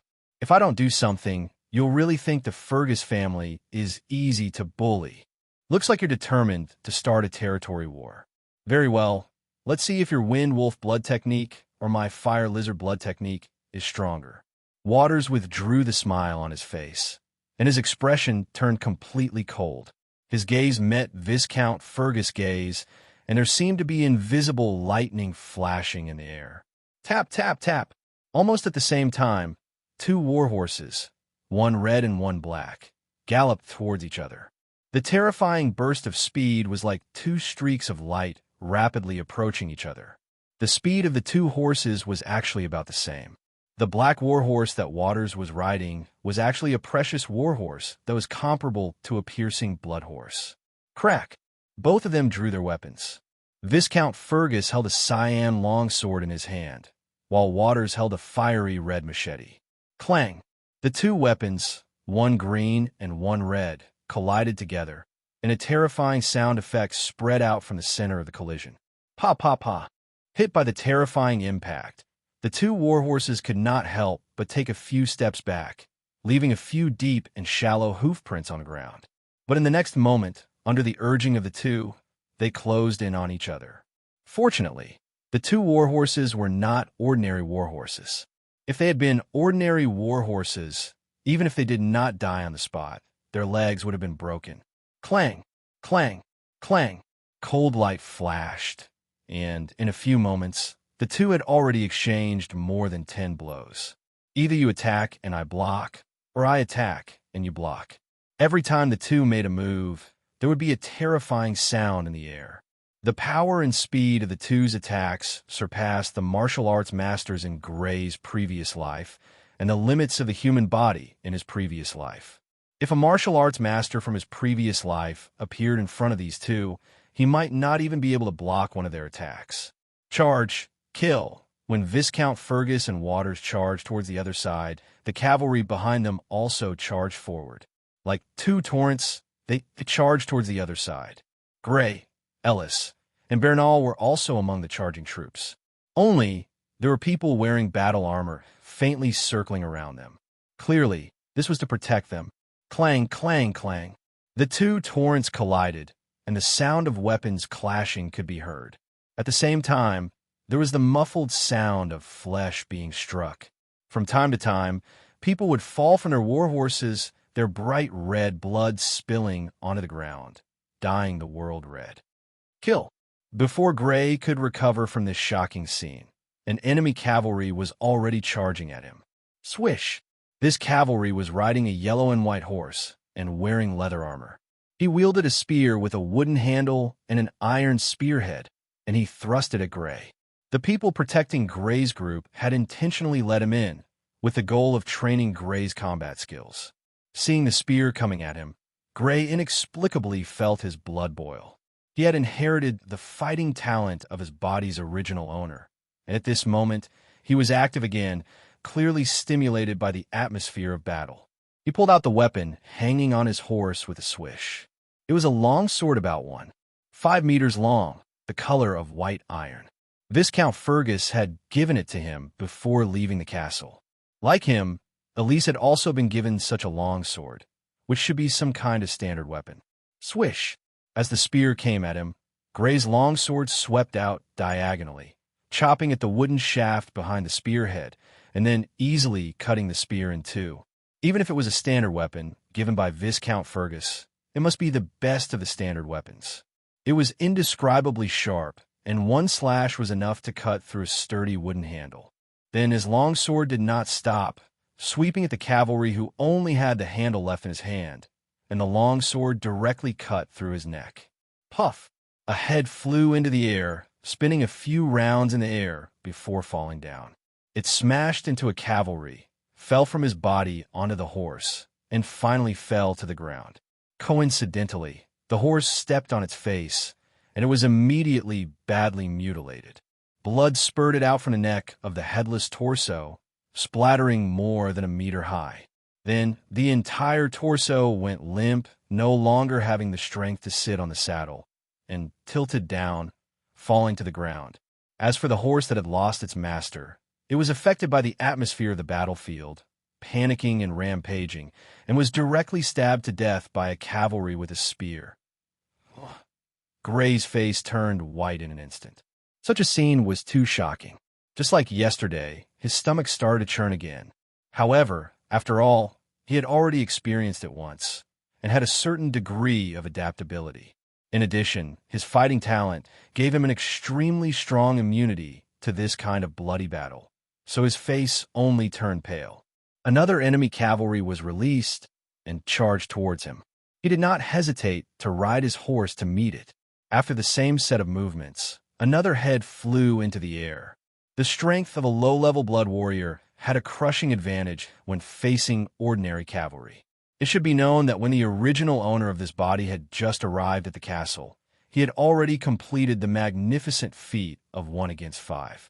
Even if he did not have much experience in horse battles, it was impossible for him to lose in a one-on-one battle. Slowly, with the help of his fighting talent, he adapted to this kind of atmosphere. The churning in his stomach had long since disappeared, and he even understood how to kill his opponent in the most effortless way. His long sword gently swept across the opponent's neck. The neck did not fly up, but the person was already dead. On the other side, Elise had the same experience as him. She had also purposely let a cavalry enter for him to practice his skills. However, he obviously did not have Gray's fighting talent, and it took him a lot of effort to kill this cavalry. When he saw the bloody scene after the cavalry's death, he failed to live up to his expectations and vomited. The difference between the two of them was obvious. Moreover, Gray's performance could be said to be extremely stunning. This could be seen from the looks of surprise on the faces of the people protecting Gray and the other two. When they first entered the battlefield, although most of their performances were slightly better than Elise's, they definitely did not reach Gray's level. The others' fighting skills were improving at a terrifying speed, and they could not help but feel a wave of fear when they saw them. Fortunately, this person was a friend and not an enemy. If such a combat genius had appeared among the enemy, they would definitely strangle him in the cradle at all costs. Of course, among Gray and the other two, the one who performed the best was not Gray, but Bernal. The other's expression did not change at all when he killed someone, as if he was already used to it. Obviously, Gray's previous guess was correct. Bernal should have already had experience in killing people before this, and most likely had killed quite a number of people. Otherwise, he would not have been so unperturbed. Chapter 29. Puff, puff, puff. With a sweep of the green longsword, the cavalrymen, men, and even their horses were all sliced into two halves. The leather armor on their bodies did not protect them at all. Under the green sword, they were cut in half like rotten wood. Puff, puff, puff. The fiery red long saber was swung, and the cavalrymen were cut into halves one after another. Their leather armors were like paper. In the chaotic battle, the real focus was not on the battle between Grey and the rest. It was on the battle between Viscount Fergus and Waters. The two of them were rampaging in the chaotic battle. Other than the two of them, no one else was a match for them. No one dared to get close to them. Anyone who tried to attack them was easily killed with a sword or a sword. The place where the two of them were fighting even became a vacuum. As long as the two of them appeared, both sides would immediately give up fighting and hide. The two of them were like meat grinders on a battlefield. Wherever they moved, there would be a vacuum. The two of them exchanged blows repeatedly and were basically evenly matched. So far, neither of them had gained the upper hand. Huff! Suddenly, Waters, who was in the middle of the battle, shouted. He took a deep breath and exhaled. Huff! A shocking scene appeared. What he exhaled from his mouth was not gas, but a ball of orange flame. The orange flame was the size of a basketball. The flame twisted and jumped on top of the ball. It made people's eyelids twitch. Everyone knew the temperature of the flame. Even the Blood Warrior's strong body would not dare to take the flame head-on. Moreover, this ball of flame was obviously not an ordinary flame. As the flame was spat out, it was aimed at Viscount Fergus. For the first time, Viscount Fergus's face looked serious. He urged the Crimson Blood Horse to dodge to the side. Sizzle. The flame brushed past the Crimson Blood Horse. Even if it was not hit, the red hair on the Crimson Blood Horse curled up and turned gray. It was burned by the high temperature. Rumble. Viscount Fergus was able to use the speed of his Crimson Blood Horse to dodge, but the other cavalrymen couldn't do the same. 5 cavalrymen who were right behind Viscount Fergus, 3 from the Fergus family, and 2 from the Oliver family, suffered.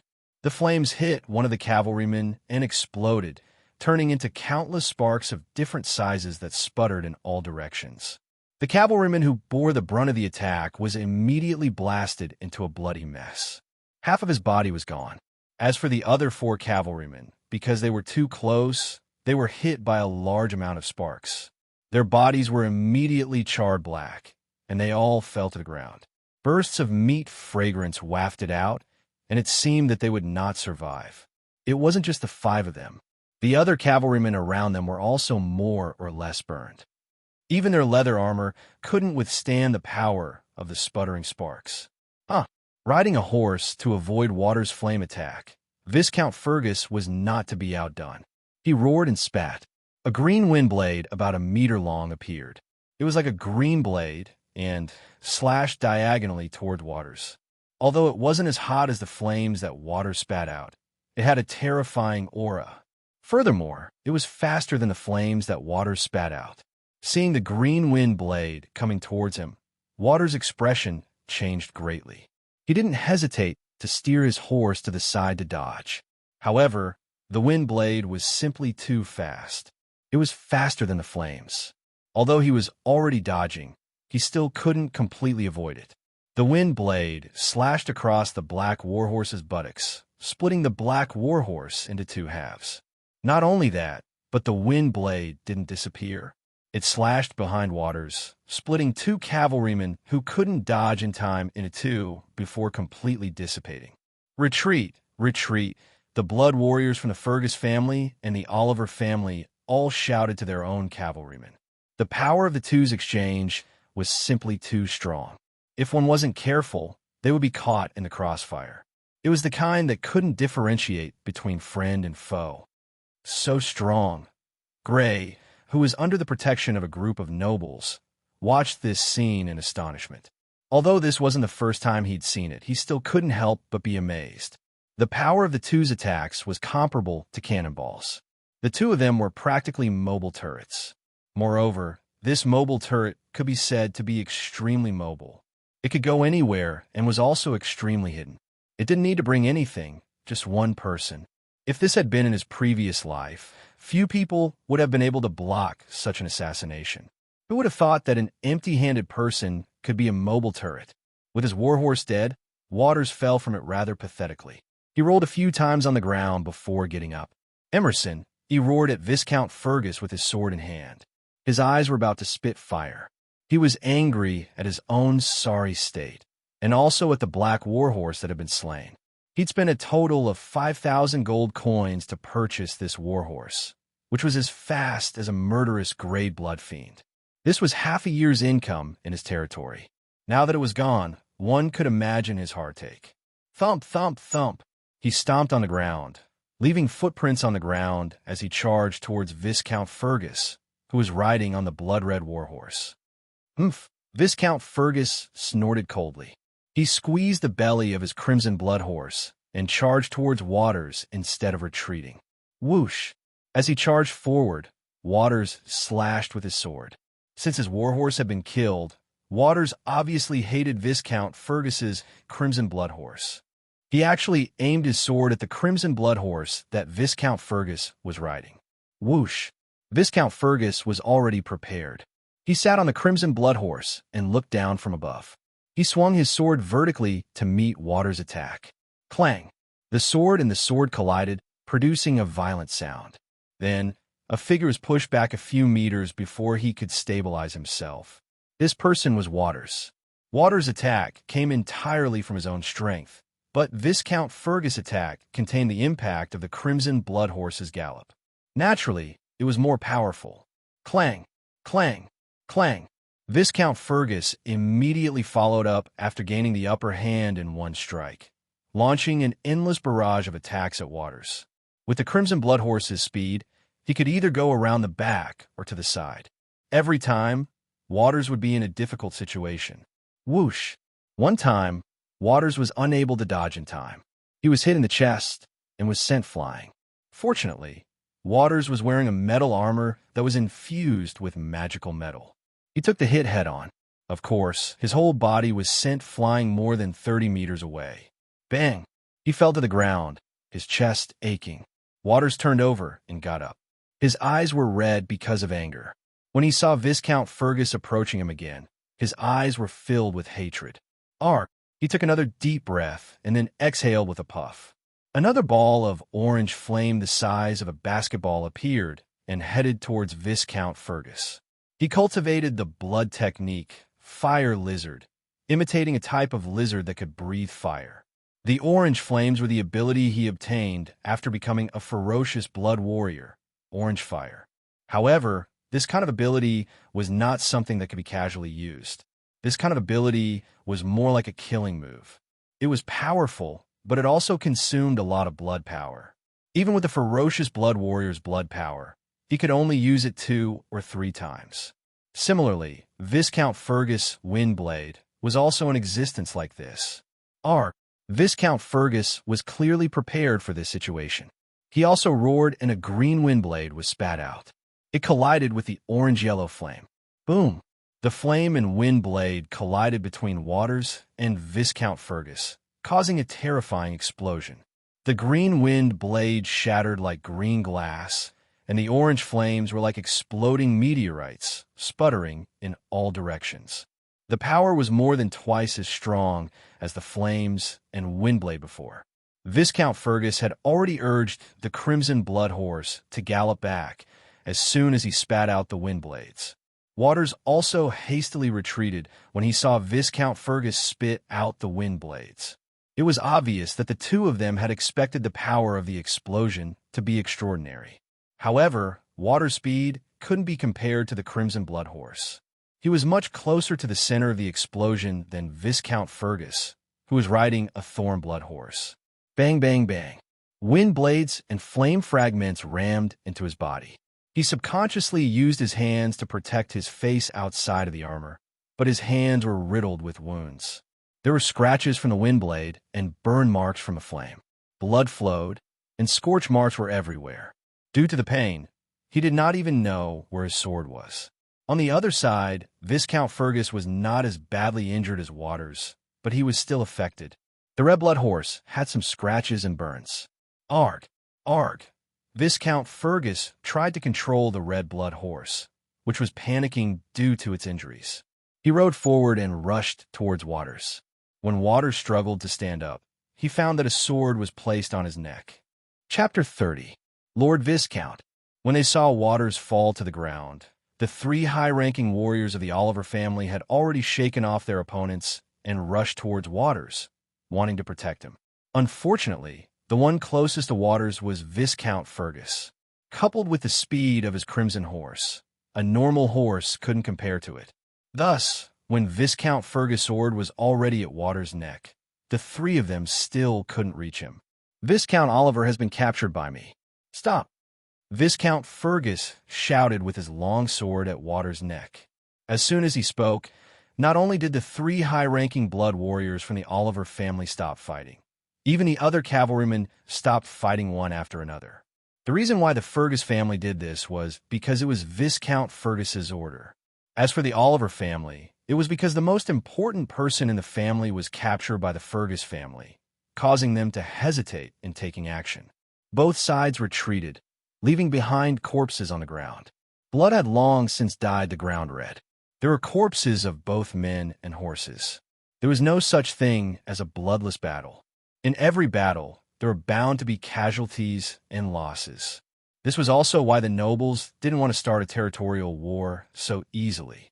Once a war was started, it would be because the conflict had already escalated, just like this time. Waters, it's time to talk about compensation. After stopping the battle, Viscount Fergus looked at Waters again and said coldly, "Don't worry. Tui, kill me if you have the guts." With a long sword at his neck, Waters felt deeply humiliated. Even though he knew that his assassination had been exposed and that the Fergus family was preparing to start a territorial war, he wasn't afraid at all. They were both vicious warriors, and he didn't think that he was inferior to Viscount Fergus. The only thing he didn't expect was that not only had he been defeated, he had been captured alive. Originally, he thought that even if he was at a disadvantage, he would still be able to protect himself. As vicious warriors, they all had special methods. It was very difficult to kill or capture someone alive. Kill you? I don't dare to kill you. I will only invite you to my territory as a guest and wait for Marquis Sidney to make the decision. Viscount Fergus sneered. I'll make a trip to Oliver Castle while I'm at it. Nobles couldn't be killed at will. Even if a noble made a mistake, they had to be punished by a higher noble, which was the Sidney Marquis family that divided the Fergus family and the Olivier family. Only this family had the right to punish the Olivier family. Of course, the nobles here referred to the families that were directly in theft by the Sidney family. Lord Leighton Heck, whom Viscount Fergus had killed yesterday, was an exception. Only the Olivier family recognized him as a noble. The Sidney family would not recognize him as a noble, and the Fergus family was the same. Killing him was like killing a commoner. As for the trip to Oliver's castle, it was obviously meant to plunder Oliver's castle. Hearing Viscount Fergus's words, Waters' expression immediately changed. Being invited to another noble's territory as a guest with a huge loss of face. From then on, the Olivier family would probably become a laughingstock in the circle of nobles. Assassinating a member of the Fergus family was already unreasonable. In the end, they were even captured and imprisoned. It was like stretching out their faces for others to slap. For nobles who always value their reputation, this was a huge humiliation. He didn't dare to let the Fergus family head to the Olivier family's castle. If the Fergus family visited, who knew what would happen to the Olivier family? Say it. What compensation do you want? With a face full of humiliation, Waters opened his mouth. First, 50,000 gold coins as compensation. Viscount Fergus had clearly thought of the compensation terms long ago. Hearing Waters' question, he immediately said, although they had already determined that the mastermind behind the assassination was the Olivier family, they didn't have any concrete evidence. Even if they reported it to the Sidney Marquis family, it wouldn't be of much use. Therefore, Viscount Fergus had already planned to make the Olivier family bleed. Impossible. Waters immediately rejected it. If it wasn't for the sword on his neck, Waters would have flown into a rage. After his Viscount territory was handed over to the Sidney Marquis family, The net income was only 10,000 gold coins a year. Viscount Fergus directly asked for 5 years of net income. One could imagine the rage in his heart. Not a single gold coin less. Viscount Fergus's face was cold as he didn't budge an inch. Otherwise, I'll take it myself. Okay, I agree. After taking a few deep breaths and forcefully suppressing the anger in his heart, Waters agreed. If Viscount Fergus went to take it himself, it wouldn't just be 50,000 gold coins. The Olivier family had existed for more than 100 years and naturally had accumulated a lot of wealth. Second, strip the Hecker family of their title. Okay, Waters readily agreed to this. This was within his expectations. The Olivier family would never admit that they were the mastermind behind the assassination, so they needed someone to take the blame. Obviously, the Hecker family was the most suitable. Third, hand over the Hecker family to the Fergus family. Viscount Fergus continued. Emerson, don't go overboard.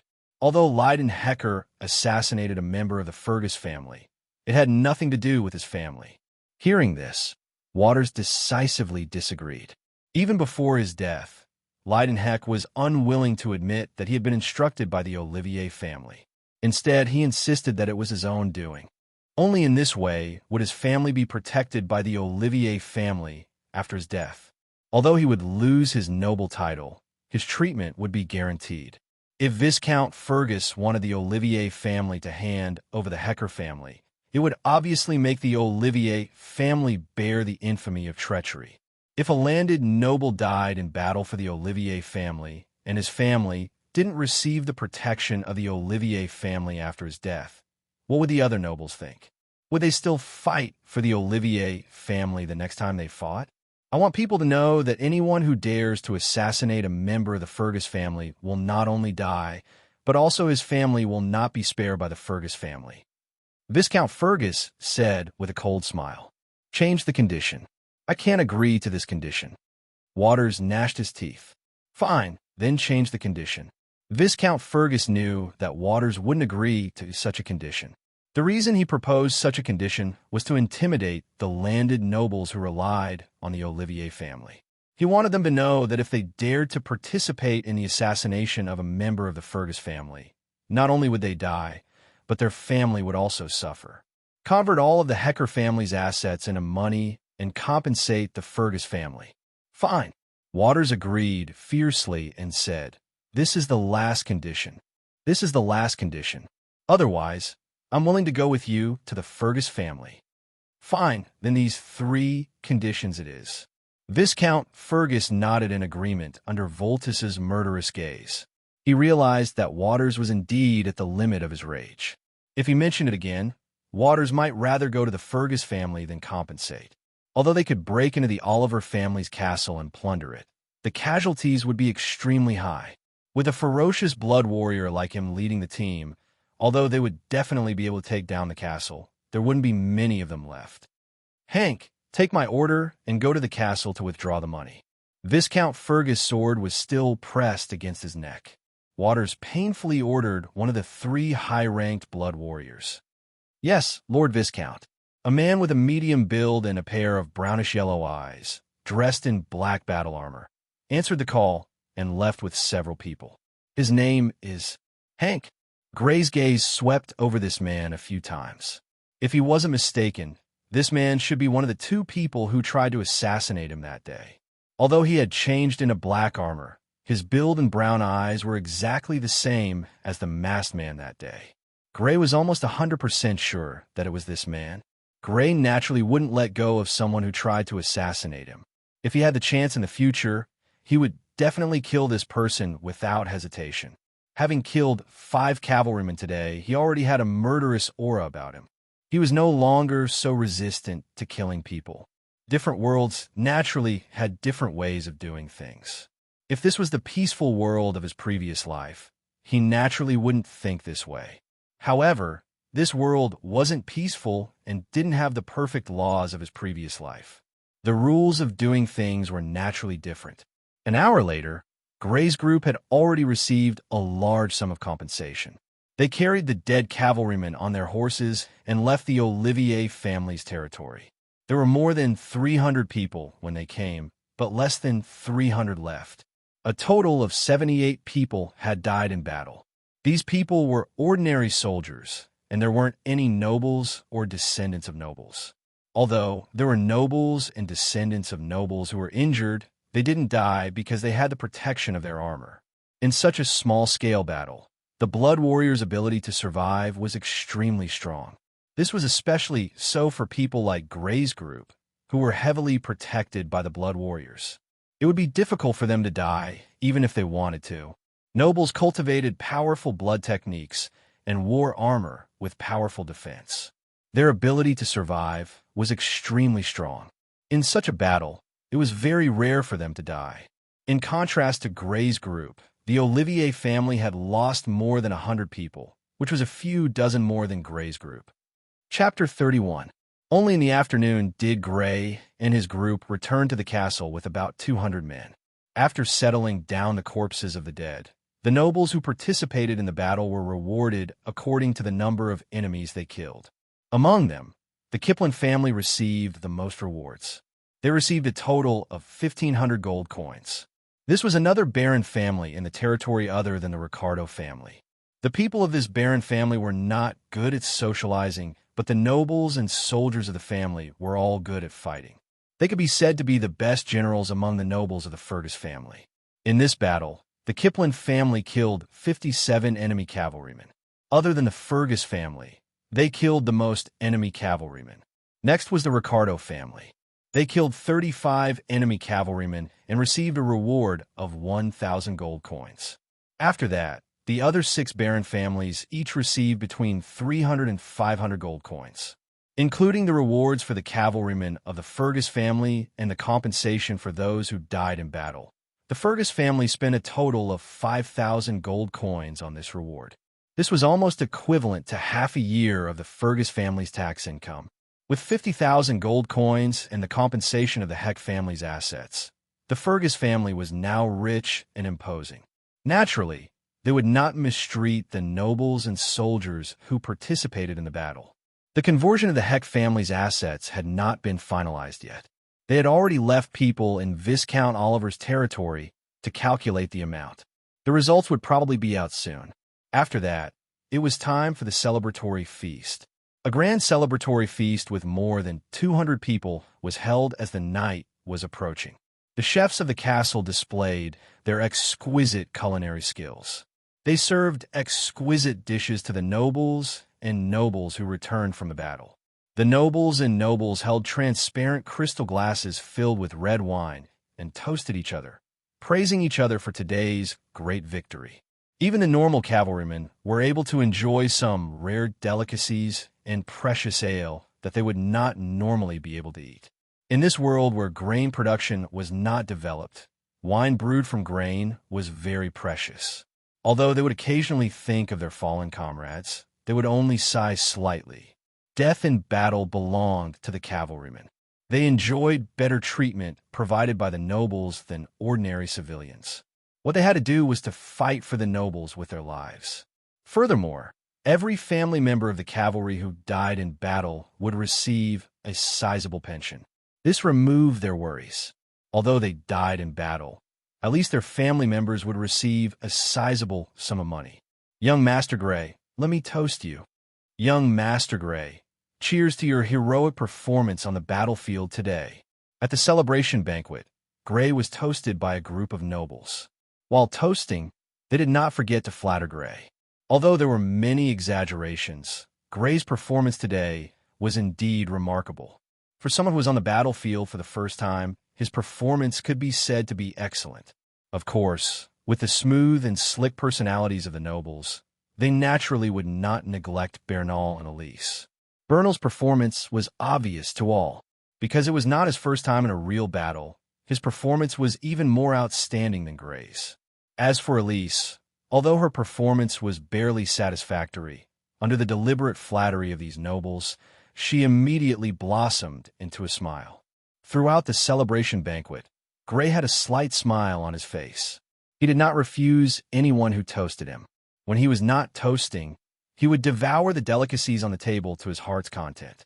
Normally, in order to not appear too abnormal, Gray would do his best to suppress his appetite. Now that there were so many delicacies at this celebration banquet, he might as well eat freely. The celebration banquet only ended late at night. After taking a bath, a refreshed Gray returned to his bedroom, followed by the maid Barbara. Although he drank a lot of wine, he unexpectedly did not feel drunk. He did not have this kind of alcohol tolerance in his previous life. He did not know if it was because this body's alcohol tolerance was higher than ordinary people's, or because of that indescribable transformation. "Brother, you're not hurt, are you?" Pushing open the bedroom door, he saw that the oil lamp was lit. A young girl stood up from the chair next to the desk by the window and trotted over to Gray, carefully sizing him up.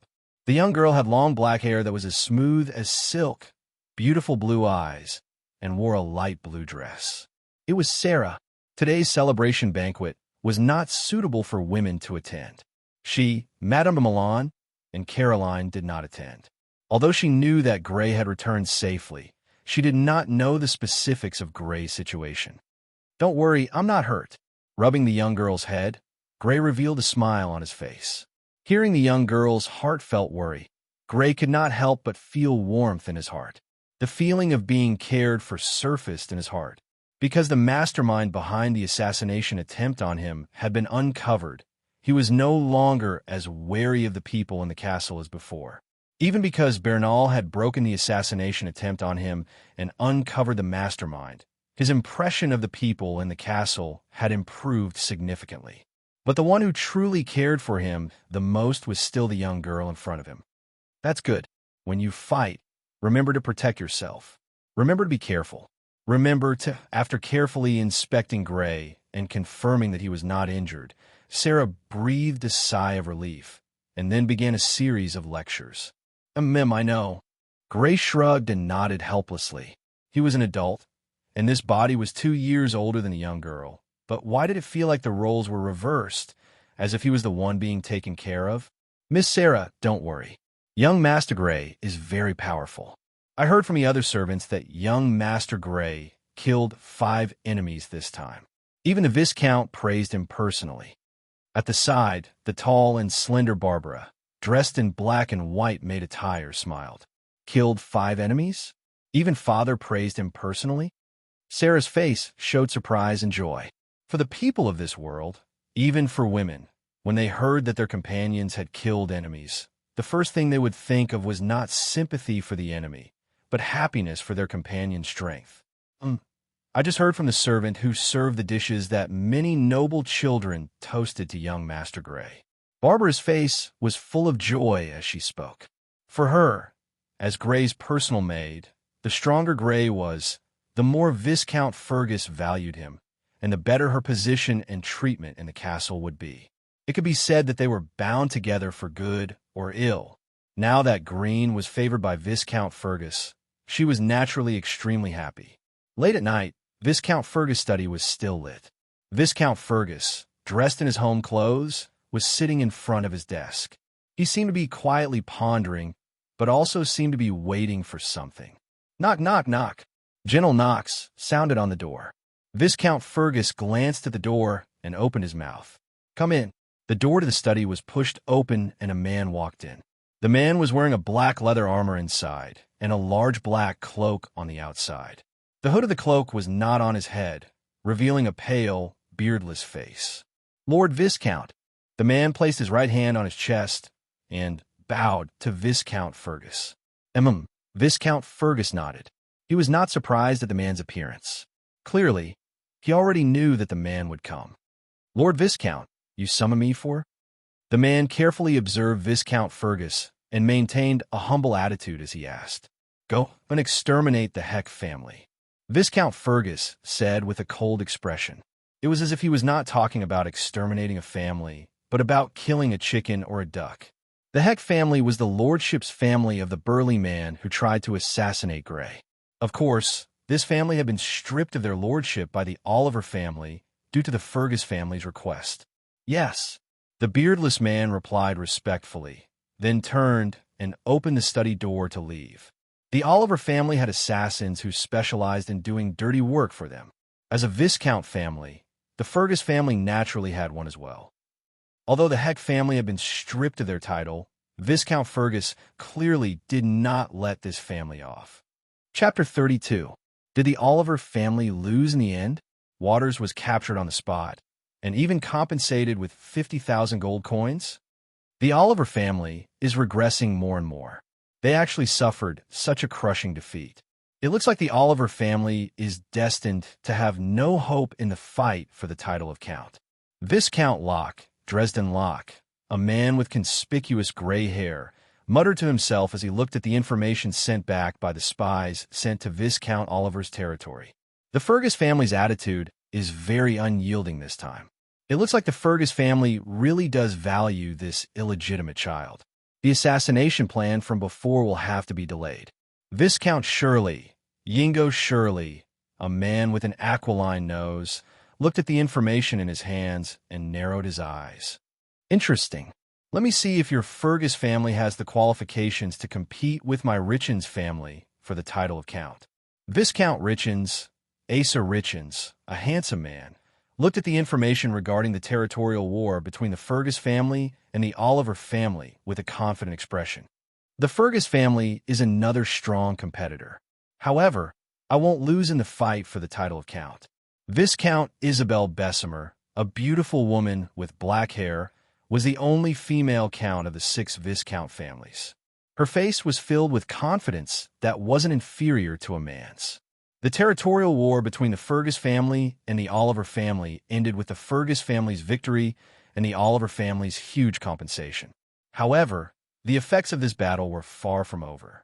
The conflict between the two families had intensified, and for a long time in the future, the open and covert struggles between the two families would become abnormally intense.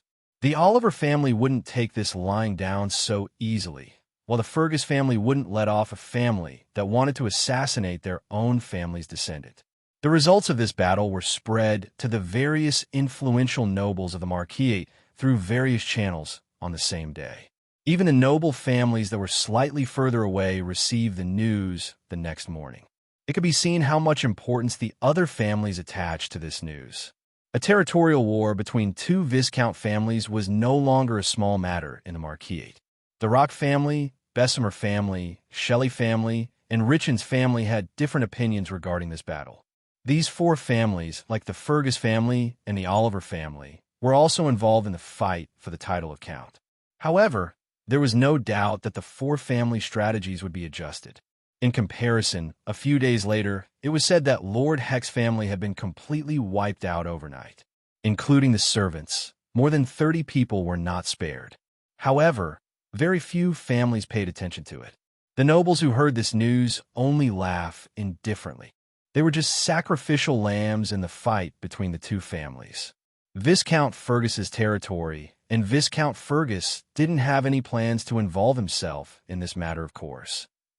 And Viscount, he continued to train every day and then lived a life that he envied in his previous life. He wore expensive, high-end clothing and had a beautiful maid by his side at all times to attend to him meticulously. Any of his needs, even his physiological needs, could be satisfied. If not for the fact that this body was still too young, Gray would have been unable to control himself long ago. He enjoyed the delicacies cooked by the castle's exclusive chef every day. A single meal could eat up several months of a commoner's living expenses. Occasionally, he would go to the horse farm next to the castle and gallop around on horseback. If not for the fact that he was worried about being assassinated again, he would occasionally go to the stone forest, not far from Fergus City, to participate in the hunt and enjoy the thrill of it. This kind of life was too extravagant, at least from the perspective of his previous life. The only thing that made him unhappy was that the crisis was far from over.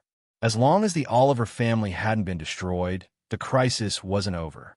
If there was a chance to kill him, the Oliver family wouldn't hesitate to strike again. Moreover, even if the Oliver family was destroyed, there was still the crisis from the other Viscounts' territories. There were a total of 6 Viscount families in the Marquis of Sydney.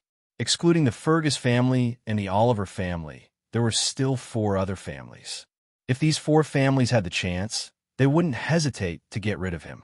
In the morning, in the empty space south of the castle where Gray usually trained, Gray spread his legs apart and bent his knees. He was half squatting, and his body was bent forward. His two hands were hanging naturally with his palms facing down. His head was raised, and his eyes were looking into the distance. He maintained this posture without moving, like a wind wolf waiting for its prey. Inside his body, waves of numbness spread throughout his body, as if there was seawater moving in and out of his body. Every time it moved, the quality of his body would increase slightly.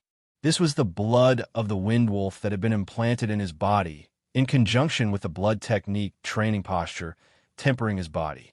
Sweat was already dripping down from his forehead. This was already the third time he'd practiced the blood technique, and he'd been maintaining this posture for a long time. Time passed second by second. Finally, he moved from his stillness. He stood up and stretched his muscles and bones. Suddenly, his whole body emitted crackling, sound like beans being popped. I've completed the first training posture of the third time. Next time, I can begin the second training posture. He spoke rather casually, but his words were enough to shock Viscount Fergus and everyone in the castle. It hadn't even been half a month since Viscount Fergus last asked, but he was already able to go from being able to persist for 6 minutes on the first posture for the third time to 10 minutes now, completing the first posture for the third time. This rate of improvement was terrifying. If he continued to practice at this rate, even if he didn't consume the blood of the blood fiends, which was a precious item that could increase the speed of practice, it would take him at most 3 months to complete the third training and raise his strength to that of a middle blood warrior. With the assistance of the blood fiends, this time would undoubtedly be greatly shortened. It should be enough to shorten it to within 2 months. Calculating carefully, it hadn't been more than 20 days since he'd become a lower blood warrior. If there were no accidents, it would take him at most 3 months to cultivate from a lower blood warrior to a middle blood warrior. Gray didn't know how long it took Viscount Fergus to cultivate from a lower blood warrior to a middle blood warrior, but Gray knew how long it took for Bernal to cultivate from a lower blood warrior to a middle blood warrior. For years, a full 4 years' time. In other words, his current practice speed was at least 10 times that of Bernal's. One could imagine how terrifying his practice speed was now. "Young Master Gray, please wipe your sweat." Seeing that Gray had stopped practicing, the maid Barbara, who had been waiting in the distance, came forward and respectfully handed him a towel. She was wearing a black and white maid outfit, with a headband wrapped in white cloth on her head. Her skin was fair, and her legs were long and slender. She was one of the most beautiful maids in the castle. Gray wiped the sweat from his forehead and returned the towel to the maid Barbara. He glanced at the open space where he usually practiced. Because it was remote and the castle was too big, it was difficult for the servants to clean every corner of the castle. The stone slab that he smashed with his fist last time hadn't been replaced yet.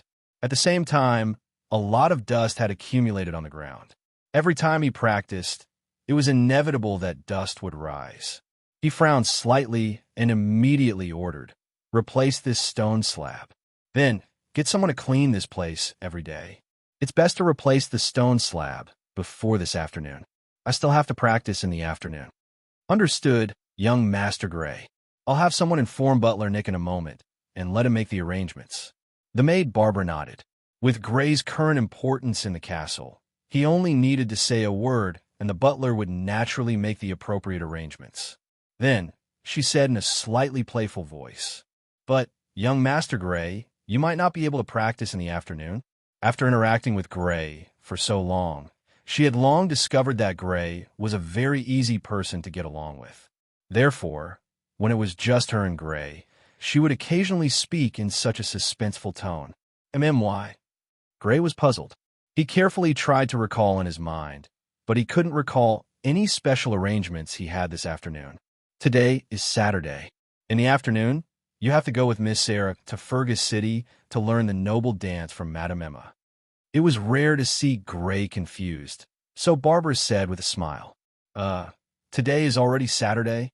Only then did Gray realize that today was already Saturday. This world was the same as his previous one, with a 7-day work and rest schedule. However, Gray rarely paid attention to the day of the week. In his previous life, he was especially sensitive to the day of the week when he was studying. After all, It was related to holidays. Chapter 33. In the afternoon, a carriage with the insignia of Howling Wolf in the moonlit night drove out of the Fergus family's castle. Around it, there were more than 20 cavalrymen escorting it. The leader of the escorts was a man wearing a coffee-colored battle suit with a goatee. It was Lord Lind, an upper-level blood warrior. In the carriage, there was a young man and a girl slightly younger than the young man. It was Gray and Sarah. Worried that they would encounter assassins again, Viscount Fergus sent Lord Lind to escort Gray and Sarah to the place where they learned to dance. With Lord Lind's upper-level blood warrior strength and more than 20 cavalrymen, even if they encountered an assassination like last time, they would be able to hold on until reinforcements arrived. The carriage drove into Fergus City and finally arrived at a residence surrounded by walls. There were 2 stone sculptures of a tiger and a leopard in front of the door. The owner of the residence was Lord Corgi, Betty Corgi. He was one of the 7 lords of the Fergus family. Although they had their own land, the Corgi family preferred to stay in their residence in Fergus City. They would only stay in their own land for a period of time every autumn when they collected taxes. The carriage stopped in front of the main building of the residence. It was a 2-story building with a pointed roof. It was entirely made of white stone. When they arrived, Gray and Sarah walked down from the carriage. Lord Lind and the others also jumped down from their horses. Young Master Gray, Miss Sarah, Lord Lind, welcome. There were already a few people coming over to greet them. At the head of the group was a beautiful woman. She wore a purple spaghetti strap dress. Her breasts were perky, revealing her fair skin. Behind her, there were people dressed as housekeepers and maids. Greetings, Madam Emma. Gray and the other 2 greeted the woman. The woman was Lord Corgi's wife, Emma Ricardo. She was also Baron Ricardo's sister.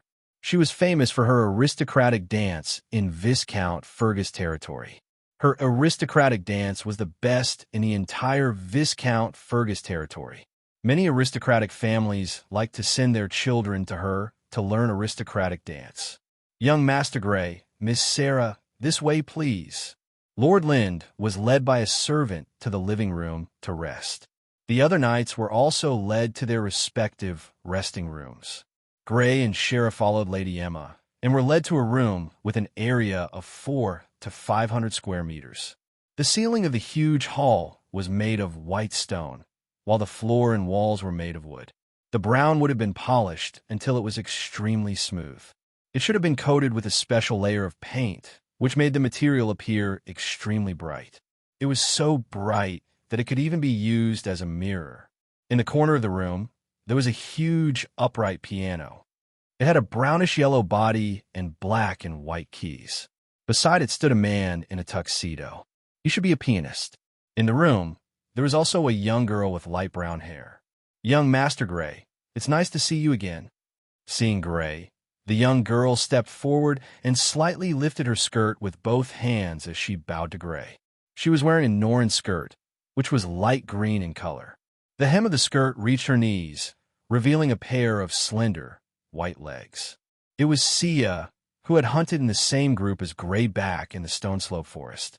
Me too. Gray returned the bow to Sia. He felt slightly apologetic towards this young girl. During the previous hunt, the young girl had also been in danger because of him. He felt quite apologetic. At the same time, he was also curious. Why would she appear here? Logically speaking, with her age, she should have already learned aristocratic dance. Brother, who is this? Sarah looked at Sia curiously. Judging from her tone, she seemed to know her brother, but her brother had never mentioned her before. This is Miss Sia from the Ricardo family. Miss Sia, this is my sister, Sarah. Gray introduced the 2 of them to each other. Young Master Gray, Miss Sarah, I invited Sia to be your dance partner. Seeing that the conversation between the 3 of them had ended, Madam Emma explained. Thank you, Sister Sia. Understanding the reason for her appearance here, Gray and Sarah thanked Sia. In the following time, Gray and Sarah began to learn aristocratic dance under Egbert's guidance. The entire aristocratic dance was divided into many steps. They then learned step by step, guided step by step.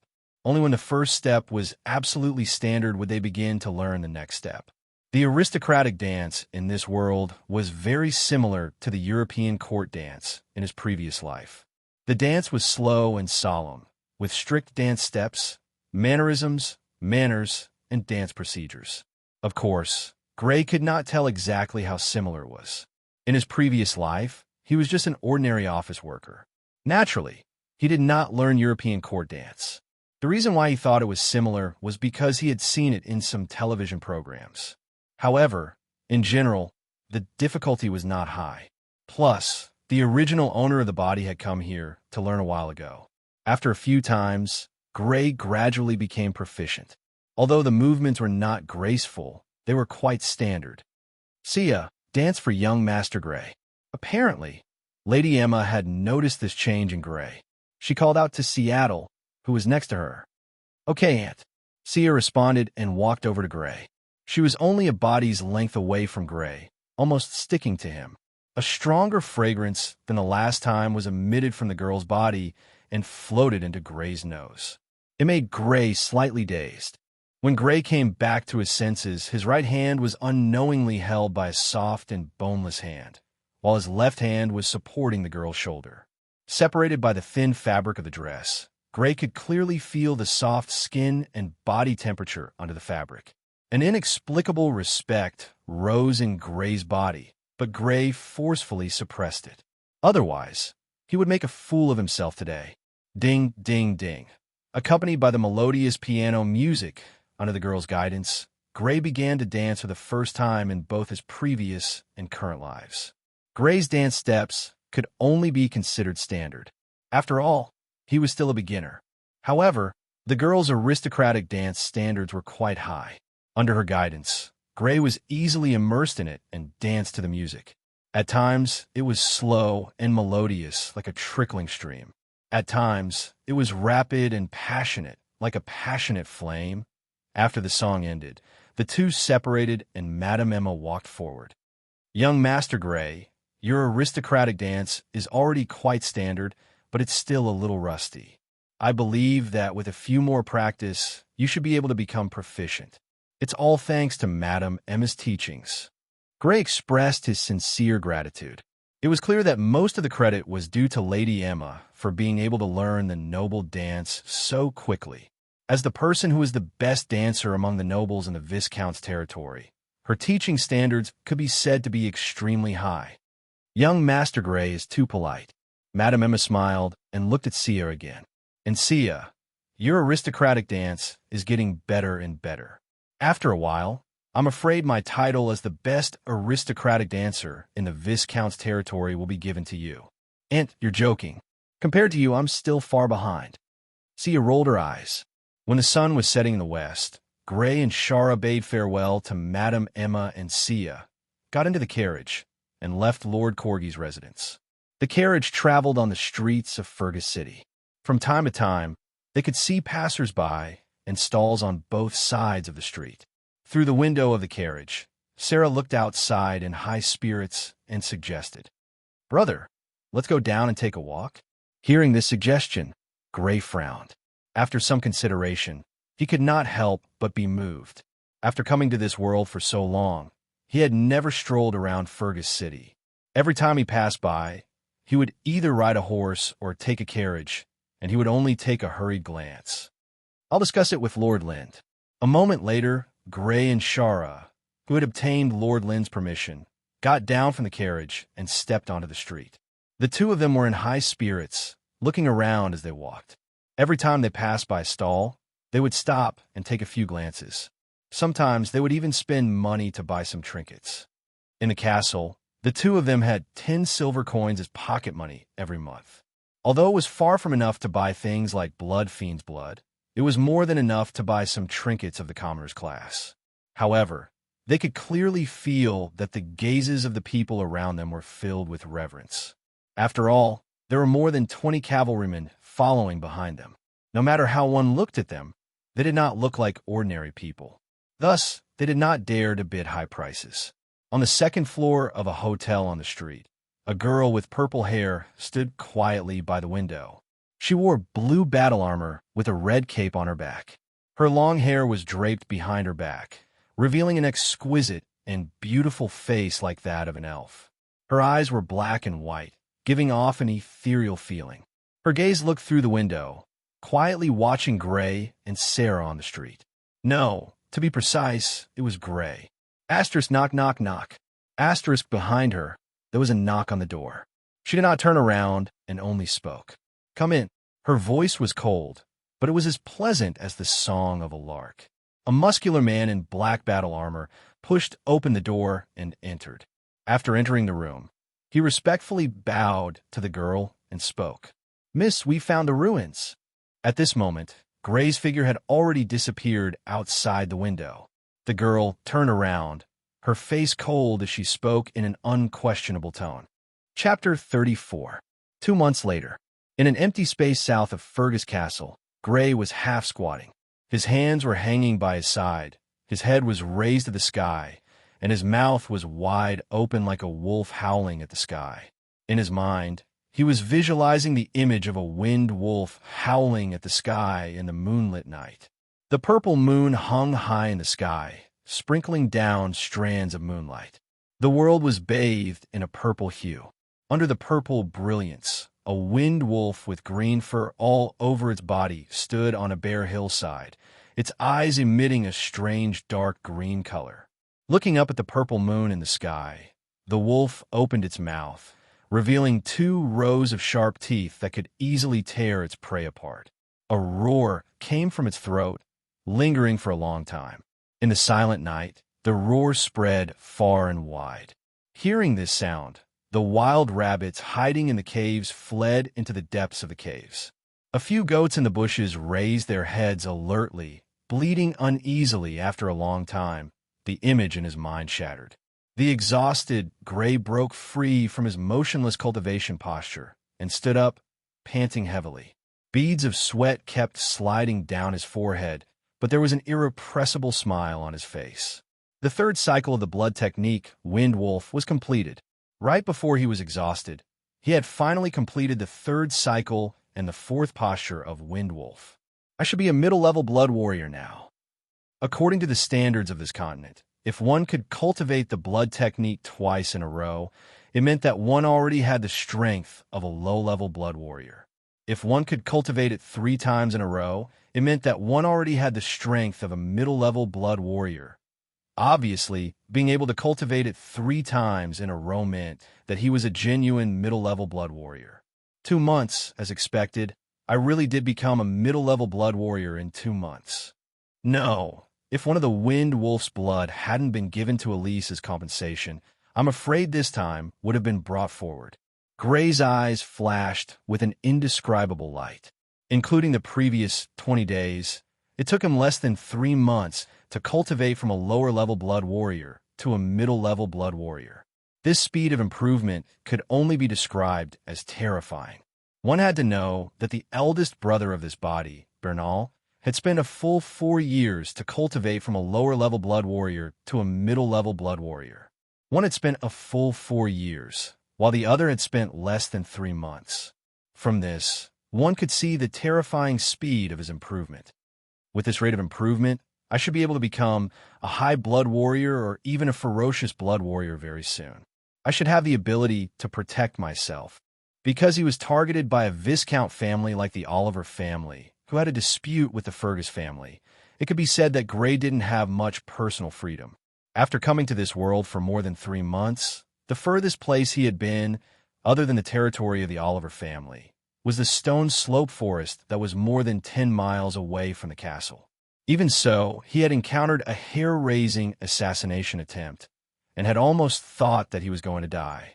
Although he could go to Fergus City, such a thing couldn't happen often. If he were to go to Fergus City, he would definitely need Lord Lind and his bodyguard to accompany him. Lord Lind was a lord with a fief, and being a bodyguard was already a great injustice to him. If he were to constantly trouble him, even if he didn't complain, Gray would feel bad. Therefore, if he wanted to be free, the only way was to increase his own strength. It doesn't need to be too high. I only need to raise my strength to a high blood warrior, and I should have the ability to protect myself to a certain extent. In order to have the ability to protect himself and eliminate the threat of assassination, Gray had to at least have the strength of a high blood warrior. Only with this kind of strength would he be able to protect himself during an assassination attempt. His greatest danger, now, came from the other 5 Viscount families. And among these 5 Viscount families, the strongest combat power was naturally the family head who had the strength of a ferocious blood warrior. However, at this level, they would not easily participate in assassinations. As a family head, they were always the focus of attention of the other families. Their whereabouts were closely monitored, and it was very difficult to shake off surveillance. Therefore, the most likely people to be sent to assassinate Gray were the second level of strength in the Viscount families, which was the strength of a high blood warrior. The assassination attempt in the Stone Slope Forest had been like this. In the face of a high blood warrior, Gray only needed to have the strength of a high blood warrior to be able to resolve the crisis. Even if he wasn't a match for them, as long as there weren't too many high blood warriors, he should have the ability to escape. After all, the blood technique, Wind Wolf, that he cultivated not only allowed him to gain the ability Wind Blade after cultivating to a ferocious blood warrior, but also had speed as its forte. High blood warrior? With my current cultivation speed, I wonder how long it will take for me to become a high blood warrior? The difference between a middle blood warrior and a high blood warrior, apart from the thickness of the blood power in their bodies, was the number of times they could cultivate the blood technique in succession. A middle blood warrior could cultivate the blood technique 3 times in succession, while a high blood warrior could cultivate the blood technique 4 times in succession.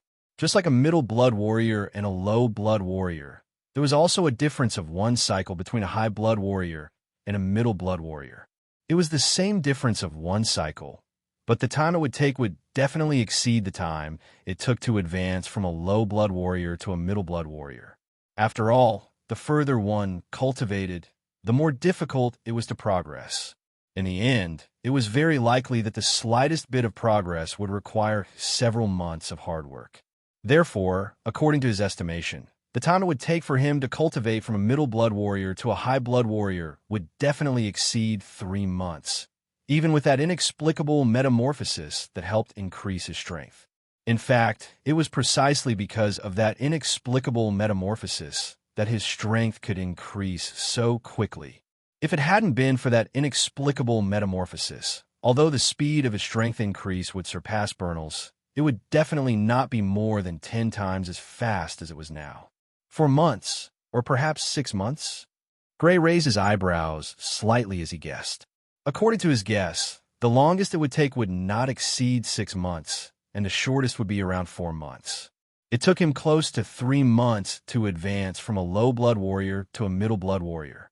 If the time needed to advance from a middle blood warrior to a high blood warrior did not exceed that by much, it should be 4 months. If it exceeded that by much, it should not exceed 6 months. After all, 6 months was more than twice the time it took to advance from a low blood warrior to a middle blood warrior. 6 months, which is also half a year. It looks like I'll have some ability to protect myself after half a year at most, unless I mobilize the ferocious blood warriors or a large number of high blood warriors. However, both of these are unlikely. The ferocious blood warriors were closely monitored by the various families, and a large number of high blood warriors were not available. Currently, the Fergus family had a total of 5 high blood warriors, the Oliver family had 4 high blood warriors, and the other Viscount families had more or less, but the difference should not be too great. After ending his cultivation and taking his usual bath, Gray headed for the library. In the library, Caroline, dressed in a long purple corset dress, sat at a white round table, quietly reading a book with a brown cover. Some of her soft brown hair slid down the long white table. This scene gave off an indescribable feeling of tranquility. "Sister Caroline," Gray greeted the other party. The other party's gaze moved away from the book to look at Gray, and she nodded slightly at Gray. Her right hand stroked her long brown hair, tucking it behind her ear. Her movements were extremely elegant. After greeting her, Gray walked to the 3rd row of bookshelves, which was the bookshelf where all sorts of books were stored. His gaze swept over the names on the spines of these books, and he randomly picked up a book that he had not read before. Over the past 3 months, he had read all the books that he was interested in the library. He could no longer find a book that could deeply attract him just by its title. It could not be helped. There were only 1,000 or so books in the library. Books that attracted him just by their titles would eventually be finished. Therefore, when he read books now, he no longer judged his preferences based on their titles. Instead, he looked at whether he had read the book before. As long as he had not read it, he would pick it up and give it a try. The book he took out was a book called Joseph's Travels. From the name, it should be a book that recorded the experiences of this person called Joseph on his travels on the continent.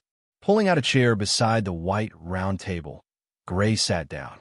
Beside him, Barbara poured him a cup of milk tea. The rich fragrance wafted into his nose. In this atmosphere, he flipped open the book. This book was a handwritten copy. In other words, the entire book was handwritten and not printed. Although printing technology existed in this world, it was not developed. This was also the reason why books in this world were so precious. Checked into a hotel in a certain place and ate a certain meal. On a street in a certain city, spent several gold coins to buy a precious red sandalwood sculpture. However, it turned out that he had been cheated. That was not the red sandalwood that had the effect of repelling insects. It was merely the most ordinary red sandalwood sculpture. On the way to a certain place, met a certain acquaintance. Flipping through page after page, Gray could not help but frown slightly. The records in the book were all extremely trivial matters. It was simply like a diary written by an insignificant person in his previous world. It recorded every detail of life. There was nothing interesting about it. It was boring and dry, making it difficult for one to have the desire to continue reading. Gulp, gulp. Picking up the cup of milk tea, Gray took a big gulp. Immediately, his mouth was filled with the rich taste of milk tea. Because of the sugar, there was still a faint sweetness. After serving Gray for more than 3 months, Barbara was very familiar with Gray's taste. She knew that Gray liked to drink sweeter things. The rich taste of the milk tea calmed Gray's mood a little. He continued to flip through the pages. Page after page, when he flipped through half of the book, Gray's eyes suddenly widened. He stared in disbelief at one of the many sentences on this page. Chapter 35. Gray looked at the beginning of the page and read it again. This time, he read it very seriously and didn't miss a single word. The general idea was that when the author of the book was crossing a very wide forest, he accidentally found a large building. The building was very majestic, and the style was very different from the current buildings. He suspected that this was the Imperial Ruins. He wanted to explore the Imperial Ruins, but found that there were traces of powerful blood beasts outside the Imperial Ruins. It was very likely that there were powerful blood beasts inside, so he gave up the exploration and hastily left the place. This was the whole story. It was very ordinary, just like the previous trivial things recorded in the book. The only extraordinary thing was the speculation of the Imperial Ruins. According to Gray's knowledge, there were a total of 4 countries on this continent. They were the Purple Moon Kingdom, the Flame Kingdom in the center of the continent, and the Scarlet Kingdom and the Jewel Kingdom on the outside of the continent, like the Purple Moon Kingdom. There was no empire, and he had never heard of empire. Even in the books he had read, there were no records of empire. After a little hesitation, Gray looked at Caroline sitting opposite him and asked, "Sister Caroline, have you heard of empire?" Asked by Gray, Caroline raised her head and looked at Gray with a slightly puzzled expression. "Where did you hear of empire?" "From this travel book." The author of this travel book once saw many buildings in a forest. He guessed that it was the ruins of the former empire. Gray pointed to the book next to him and said, "Sister Caroline, did an empire really exist on the continent?" Seeing that Caroline seemed to know something, Gray quickly asked, "Yes, there was an empire on the continent, and it was very powerful. The current territories of the 4 kingdoms all belong to the former empire."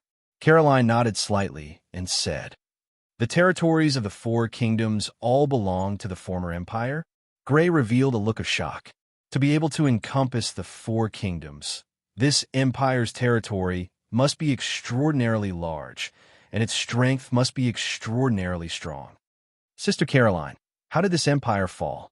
Gray asked curiously.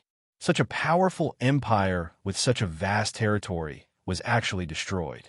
Just what kind of power was it that destroyed this empire? I don't know. Caroline shook her head. The empire was destroyed more than 1,000 years ago. I only learned about the existence of the empire from a few words in some books. Her voice paused slightly as she frowned slightly. There are very few such records. The Four Kingdoms seem to be intentionally covering up the traces of the empire's existence, so there are very few records about the empire. Basically, there are no books that specifically record the empire. The Four Kingdoms are intentionally concealing the existence of the empire. Gray muttered and couldn't help but exclaim in shock. Could it be that the empire was destroyed by the Four Great Kingdoms? Furthermore, this matter was not honorable at all. The first kings of the Four Kingdoms were most likely vassals of the empire, which was why they tried their best to conceal the traces of the empire. That's a possibility. Caroline raised her eyebrows. In fact, she had such suspicions as well. An empire with such a large territory and such a powerful strength could not be destroyed for no reason. The most likely possibility was that it had encountered an enemy. The Four Kingdoms were built on the territory of the former empire, and they were doing their best to seal off information about the empire. There must be some kind of connection between the two. The most likely possibility was as Gray had speculated. The Four Kingdoms worked together to overthrow the empire, but because they were originally vassals of the empire, this matter was extremely dishonorable. Therefore, they did the same thing and sealed off all records about the empire. What else do you know? Gray continued to ask. That's about it. Caroline shook her head. There are no relevant records, and I don't know much. The only thing I know is that there are usually some items from the Empire era in these ruins. They're very valuable. There are even some blood arts with several sequences found in the ruins. If you know the location of the Empire's ruins in the travel book in your hand, you can explore it. Maybe you can get something valuable like the blood arts. The travel book didn't say where the Empire's ruins were found. It only said that it was in a very wide forest in the Purple Moon Kingdom. Grimm said with slight regret. There were many forests in the Purple Moon Kingdom. Moreover, the specific location was unknown. Trying to find the ruins was like looking for a needle in a haystack. Seeing that she could not find the specific location of the Empire's ruins, Caroline lost interest and returned her attention to her book. Gray hesitated for a moment before continuing to read. He had a glimmer of hope in his heart. Would the author return to the ruins later and leave behind more records about the ruins? Page after page, Gray still did not see any records about the Empire's ruins until he reached the last page. It was obvious that the author had completely given up on the exploration of the Empire's ruins because of the powerful blood beasts that might exist in the ruins. Rather disappointed, Gray picked up the travel book and was about to put it back on the bookshelf. However, when his hand touched the inside of the cover, he could not help but be slightly stunned. He looked at the inside of the cover. He saw that the inside of the cover was lined with paper. The paper was stuck to the leather cover, and on some parts of the paper, there were obvious traces of slight protrusions. Gray quietly took the book and walked to the third row of bookshelves. He used the bookshelves to hide his figure. Then, he used his fingernails to gently pinch the paper stuck on the inside of the cover. Soon, he pinched a small part of the paper and put his finger in. He clearly felt that his fingers had touched something soft. From the feel of it, it should be some kind of cloth. His finger dug out the cloth. It was a thin piece of white cloth. He spread the cloth out. It was more than 10 centimeters long and 5 to 6 centimeters wide. There were lines drawn in ink on it. From the shape of the lines, it should be a map of a forest. The entire forest was long and narrow in an irregular shape. At the lower left corner of the forest, there was a clear, triangular shape.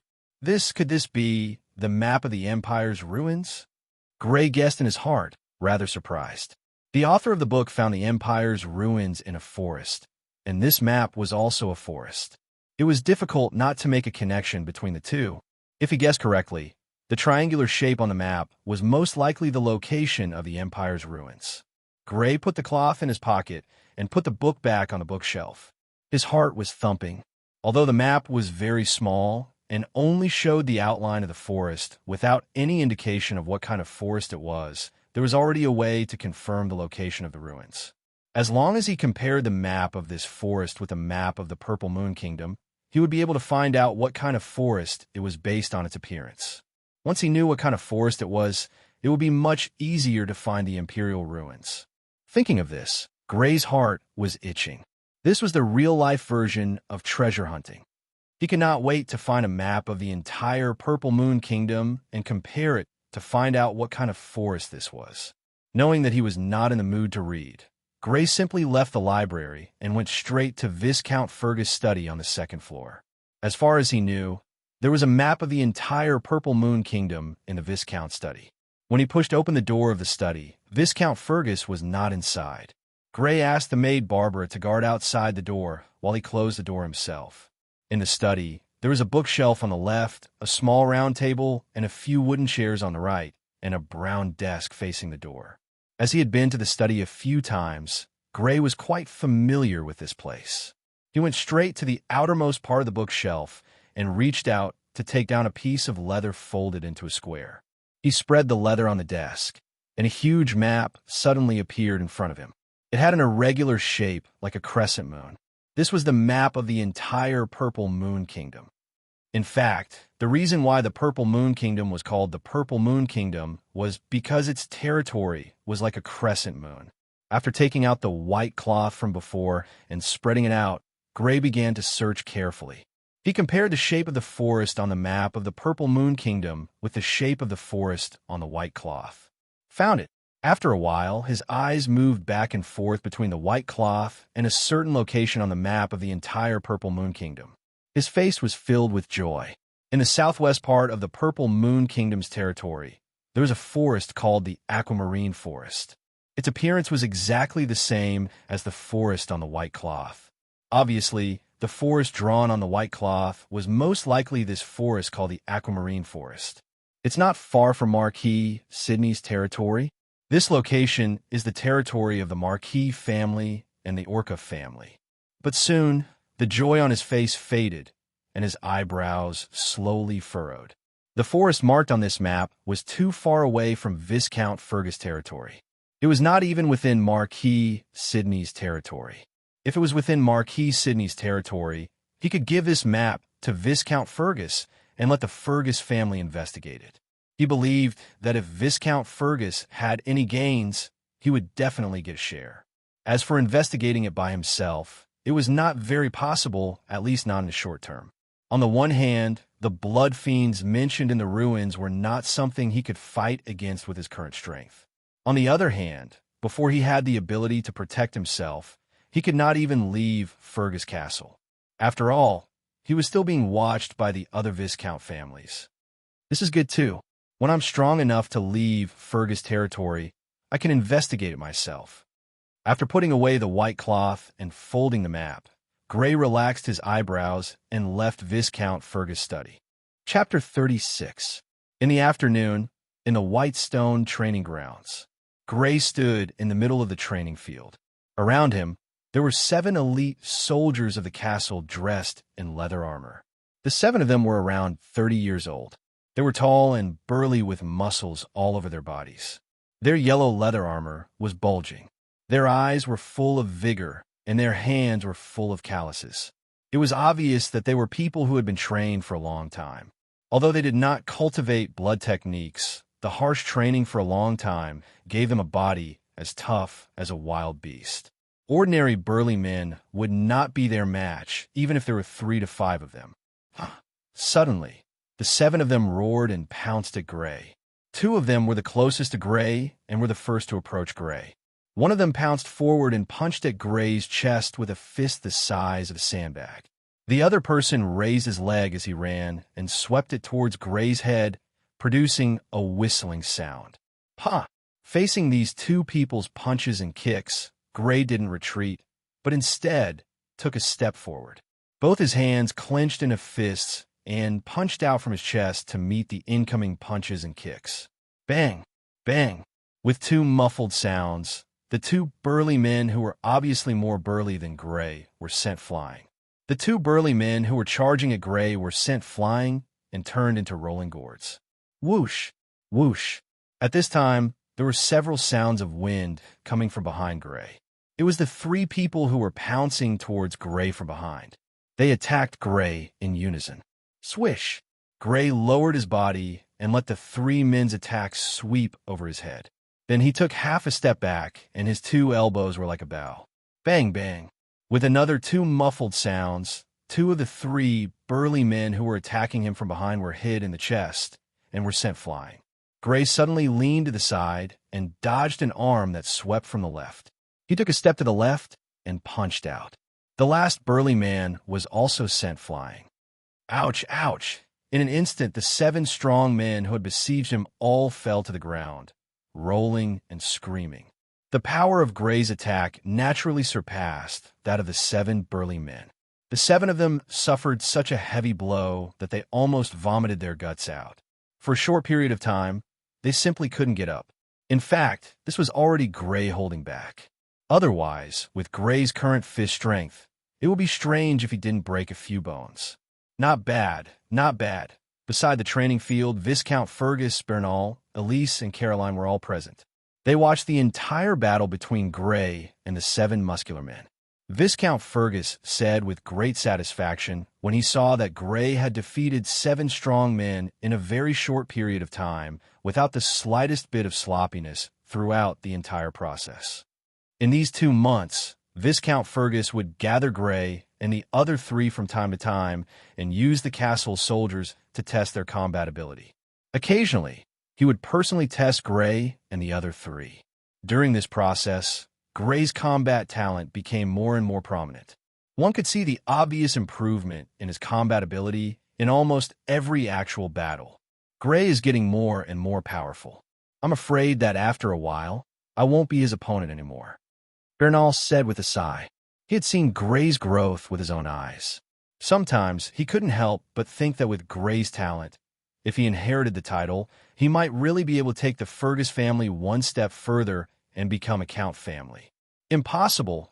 It's still too early for him to catch up to you, big brother. Elise curled her lips in disbelief. That's hard to say. His combat skills should have already surpassed mine. Although I'm a middle blood warrior, don't forget about his training speed, Bernal said with a wry smile. Hearing Bernal's words, Elise fell silent. With Gray's training speed, it was certain that he would surpass Bernal. He had already been surpassed. Of course, the two of them didn't know that Gray was now a middle blood warrior.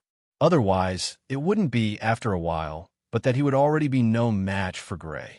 They were both middle blood warriors, and now that Gray's combat skills were stronger than Bernal's, it would be very difficult for Bernal to win.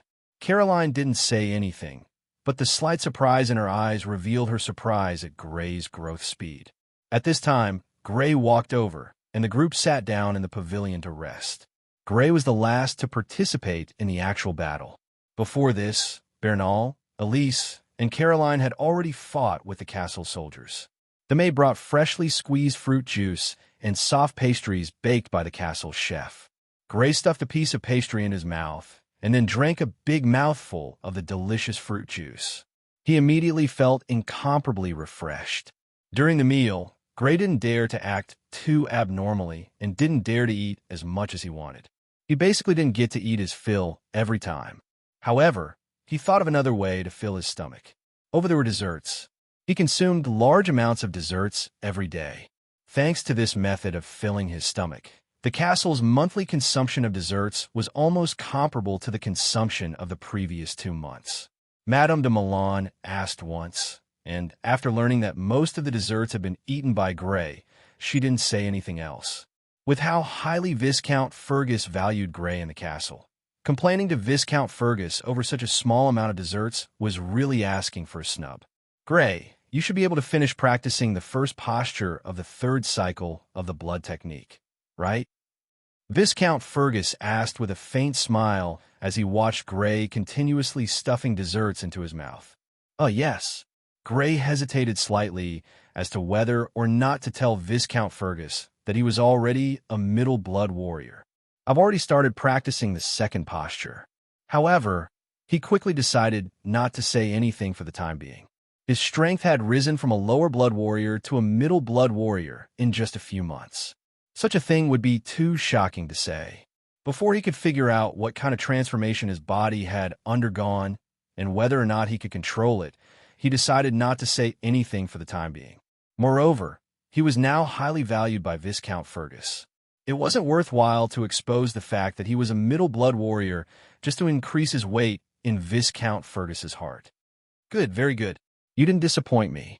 However, even with this kind of cultivation speed that had a lot of concealment, Viscount Fergus was still extremely satisfied. The smile on his face grew even wider. Bernal, Elise, and Caroline had different expressions on their faces, but they were definitely shocked in their hearts. How is this possible? I've only been able to persist for 4 minutes, and he's already finished practicing the first posture? Among them, Elise's shock could be said to be the greatest. Right now, he had only improved from 3 minutes to 4 minutes for the first cultivation posture of the third blood technique. However, Gray was already able to complete the first cultivation posture of the third blood technique. It was easy to imagine the difference between him and Gray in terms of cultivation speed. While he was shocked, he couldn't help but feel a deep sense of jealousy. Why wasn't this kind of cultivation talent his? If only he had this kind of cultivation talent, how great would that be? With Gray's current cultivation speed, it shouldn't be a problem for him to become a middle blood warrior before his coming-of-age ceremony at the age of 18. Bernal said with mixed feelings of envy and admiration. Haha, looks like I'll have to prepare the Crimson Blood Horse in advance. Viscount Fergus laughed heartily. A Crimson Blood Horse was almost equivalent to half a year of the territory's taxes. However, compared to Gray's current potential, it wasn't even worth mentioning. Moreover, he had received quite a bit of compensation from the Oliver family. It was more than enough to take out the money to buy a Crimson Blood Horse. Then, Father, you'll have to prepare early. Gray couldn't help but reveal a smile as he chuckled. A horse whose speed was comparable to a murderous level blood fiend was naturally very tempting to him. He even almost couldn't help but reveal his strength as a middle blood warrior and ask Viscount Fergus to buy the horse as soon as possible. However, he held himself back. In any case, he was an adult. He couldn't be driven by immediate interests. He had to consider the long term. It was not appropriate for him to reveal his strength as a middle blood warrior. Patter, patter. In the distance, on the stone path leading to the training ground, 2 people were walking towards them. One of them was wearing a coffee-colored battle suit and had a goatee. It was Lord Linda. The other person was an old man wearing gray clothes. Looking at his attire, he should be a commoner. However, it was unclear why he was here. Commander Linda, who is this? Viscount Fergus asked when he saw the 2 people walking towards them. This is the chief of Goathorn Village. He said that he has something to report to you, so I brought him here. After Lord Linda answered, he said to the old man, This is Lord Viscount. Greetings, Lord Viscount.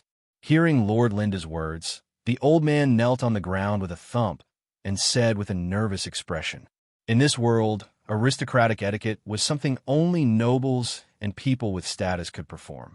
Generally speaking, when a commoner met a noble, they had to perform the etiquette of kneeling on the ground. Get up. What do you have to report? The smile on Viscount Fergus's face had already disappeared. He returned to his usual cold and aloof self as he looked at the old man indifferently.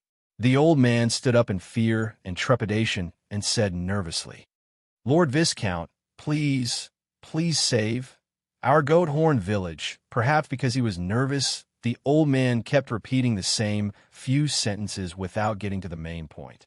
Viscount Fergus interrupted him impatiently. Speak clearly. What happened in Goathorn Village? Yes.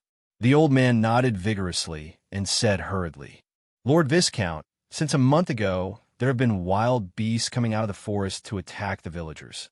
More than 30 villagers have died. Chapter 37. More than 30 people died. Gray, who was listening from the side, couldn't help but change his expression slightly. The villages in this world were generally smaller. An average village only had a few hundred people. The largest village had 1,000 or 2,000 people. The smaller villages might only have 100 or 200 people. More than 30 people died in a village in a short period of time. Even in this world where people often died due to various accidents, it was still a large number of casualties.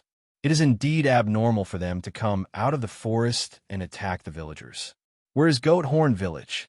Viscount Fergus asked with an indifferent expression. Viscount Fergus's territory was 3,000 square kilometers. Within the territory, there were many villages. Naturally, he could not remember what Goat Horn Village was. Moreover, he did not care much about the lives of the civilians. This was a common problem among the nobles. It could be seen from Viscount Fergus's calm expression. If he was not worried that too many deaths would affect the cultivation of the land, Viscount Fergus would most likely not care about this matter. The civilians also knew the character of the nobles.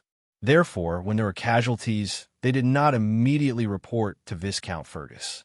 It was not until the casualties increased that the village chief forced himself to ask Viscount Fergus for help. Sir Viscount, Goat Horn Village is next to Red Leaf Forest. The elder hurriedly said. Red Leaf Forest. Gray's expression changed slightly. He had a rough idea of where Goat Horn Village was. This morning, when he was looking through the map of the Purple Moon Kingdom, he checked the location of Viscount Fergus's territory. At that time, he saw the name Red Leaf Forest.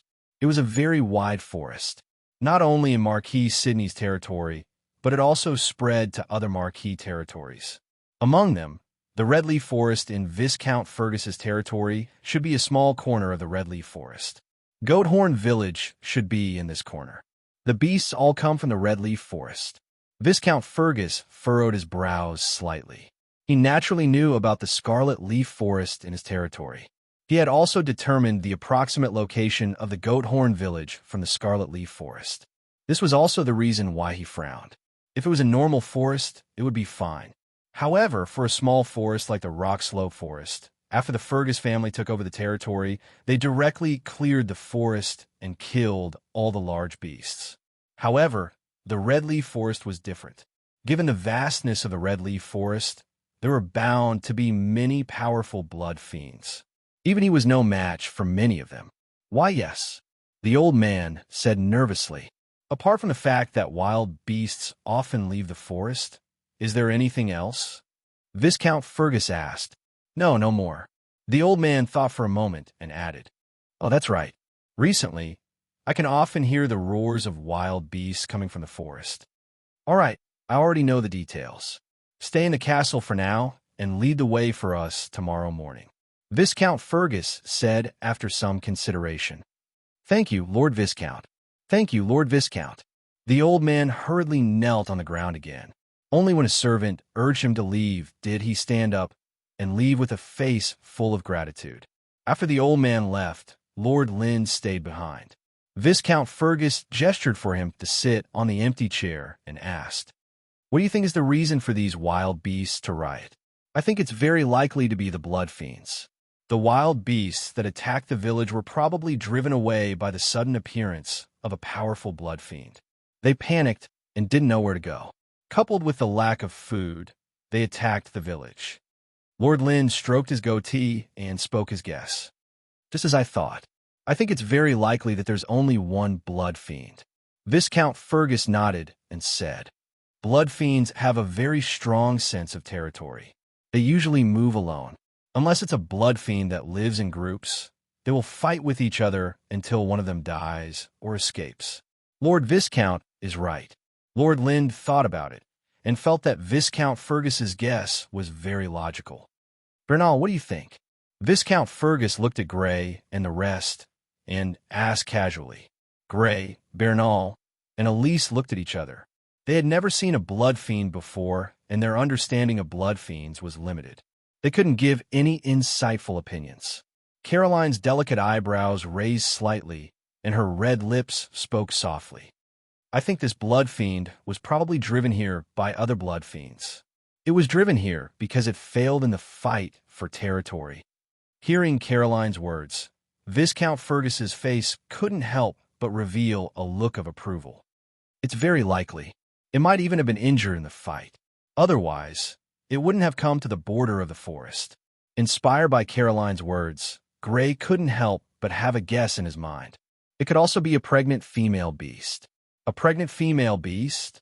Viscount Fergus looked at Gray doubtfully. Yes, Gray nodded. I read in a book in the library that when a female beast is pregnant, its strength will decrease and it will find a relatively safe place to give birth.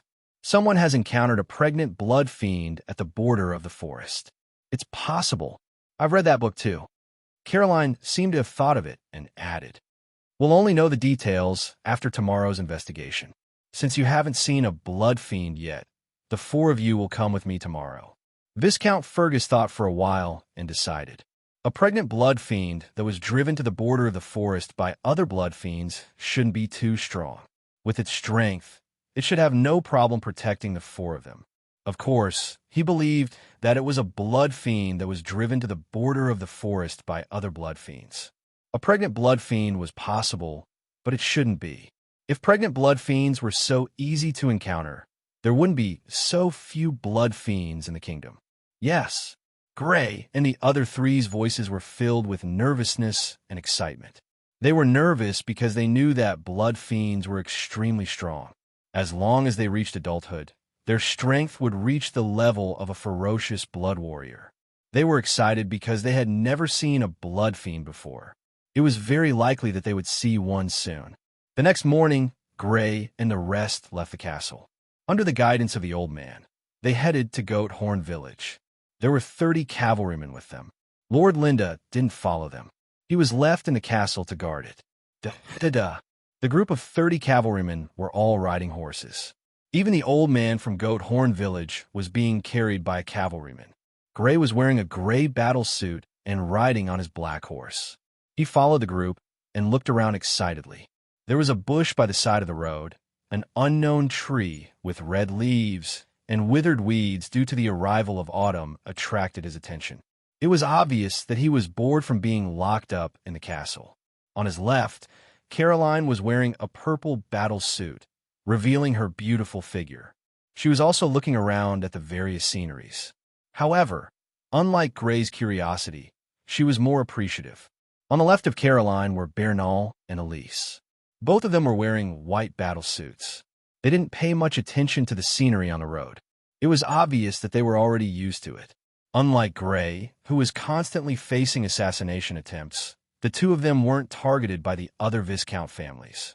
They had many opportunities to leave the castle to play. After traveling for about 2 hours, a small village appeared in front of them. This was a village that couldn't be any smaller. There were only a few dozen houses in the entire village. Most of these houses were simple and crude houses made of wood. They were only practical and didn't pay too much attention to aesthetics.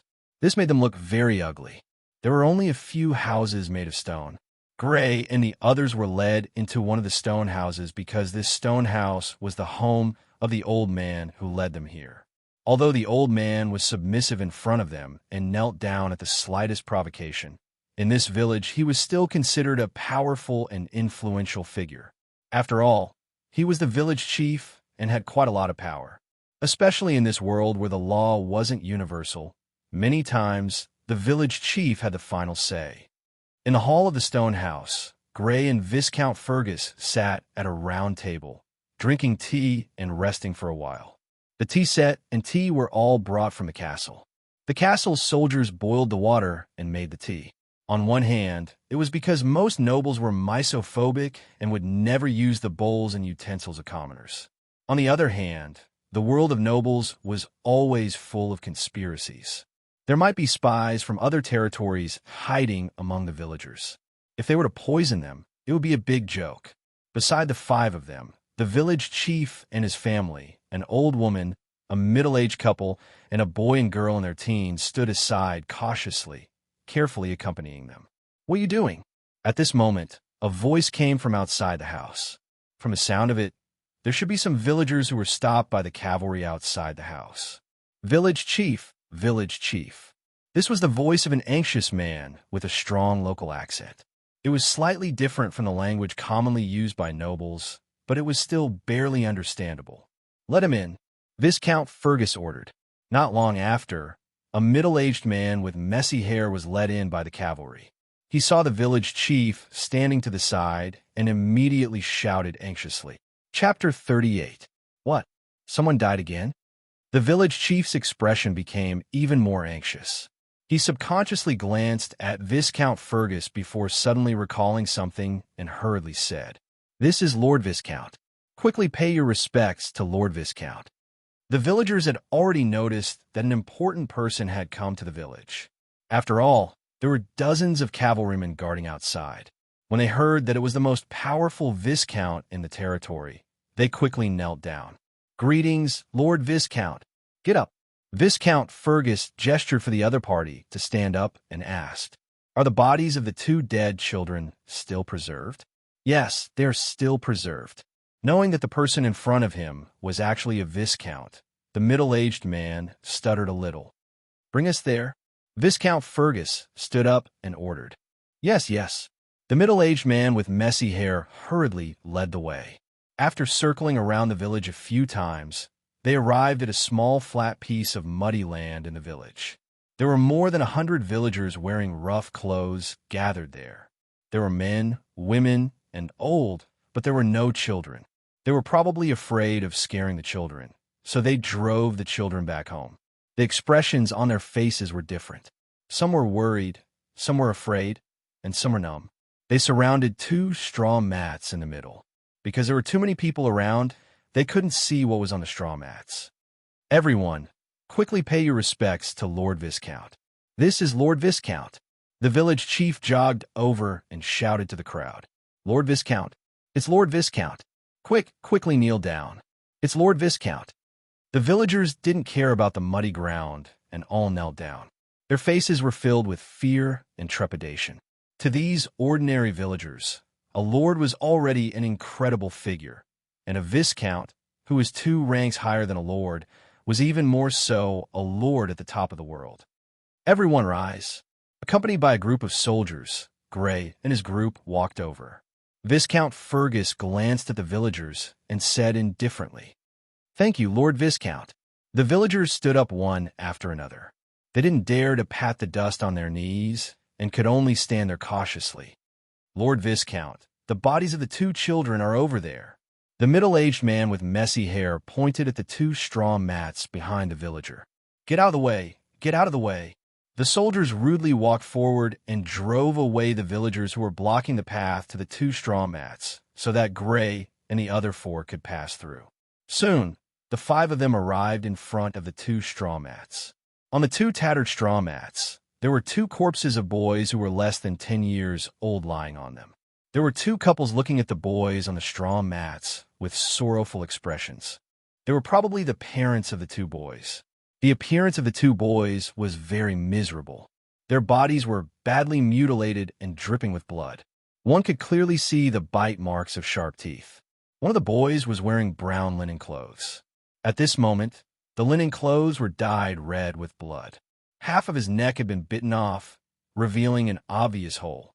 At the edges, there were obvious bite marks. As for the other boy, his body was also covered in bite marks from wild beasts. On the left side of his stomach, half of his body was missing. Even his internal organs and intestines were flowing out of his body. Wow! Seeing the corpses of the 2 boys, Caroline's face turned pale immediately. She quickly averted her gaze and looked to the side. Gray, Bernal, and Elise had all been on the battlefield and killed people. Although the corpses looked bloody, they could still bear it. However, Caroline was different. She had never seen a dead person and had never killed anyone.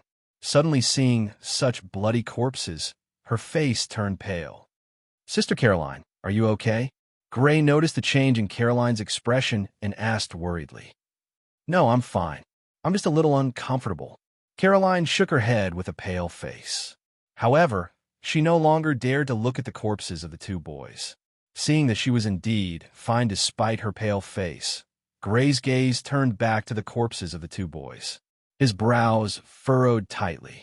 The 2 boys were less than 10 years old. They were so young, but they were buried under the sharp teeth of wild beasts. Although he already knew that this world was a cruel one where the laws were not perfect and human lives were as cheap as grass, he still could not help but sigh deeply. This was truly a cruel world. At the same time, He could not help but rejoice that the body he possessed was related to nobility. Even if he was an illegitimate child, he was still an illegitimate child of nobility and would not have to constantly face such an unknown fate.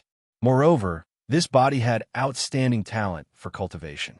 In particular, it had that kind of indescribable transformation that could rapidly increase one's strength. As long as he was given time, he would be able to grow and possess the strength to protect himself. Compared to these two dead boys, he could be said to be extremely lucky. Far, can you identify the teeth marks of some wild beast? After taking a few glances, Viscount Fergus looked at a tall and thin soldier beside him and asked, "Lord Viscount, the one that bit these two boys to death should be a leopard." The tall and thin soldier walked closer and carefully sized up the corpses before speaking. Before becoming a soldier of the castle, he was a hunter and often came into contact with various wild beasts. He was very familiar with the teeth marks of various wild beasts. He only needed a glance to identify the teeth marks of ordinary wild beasts. Viscount Fergus nodded and turned to look at Gray and the others. "The four of you, follow me to explore the Red Leaf Forest." "Yes." Gray and the other three nodded. Although they had indirectly witnessed the ferocity of wild beasts from the corpses of the two boys, they had no intention of being afraid. They were not ordinary people. Even Elise and Caroline had the strength of low-level blood warriors. Naturally, they would not be afraid of mere wild beasts. Gray's face revealed a hint of eagerness. The previous hunt could be said to be endless fun. This time, it was the big guy instead. He was actually looking forward to it. The only thing he was worried about was the possible existence of the Blood Fiend. However, with a great expert like Viscount Fergus around, even if there was a Blood Fiend, he would not have to face it. As long as he did not foolishly charge towards the Blood Fiend, his safety was still guaranteed. Including Viscount Fergus, Gray, and 5 other elite soldiers, a total of 10 people walked towards the Red Leaf Forest on foot. They did not bring all the soldiers. If there were too many people, their movements would be too loud.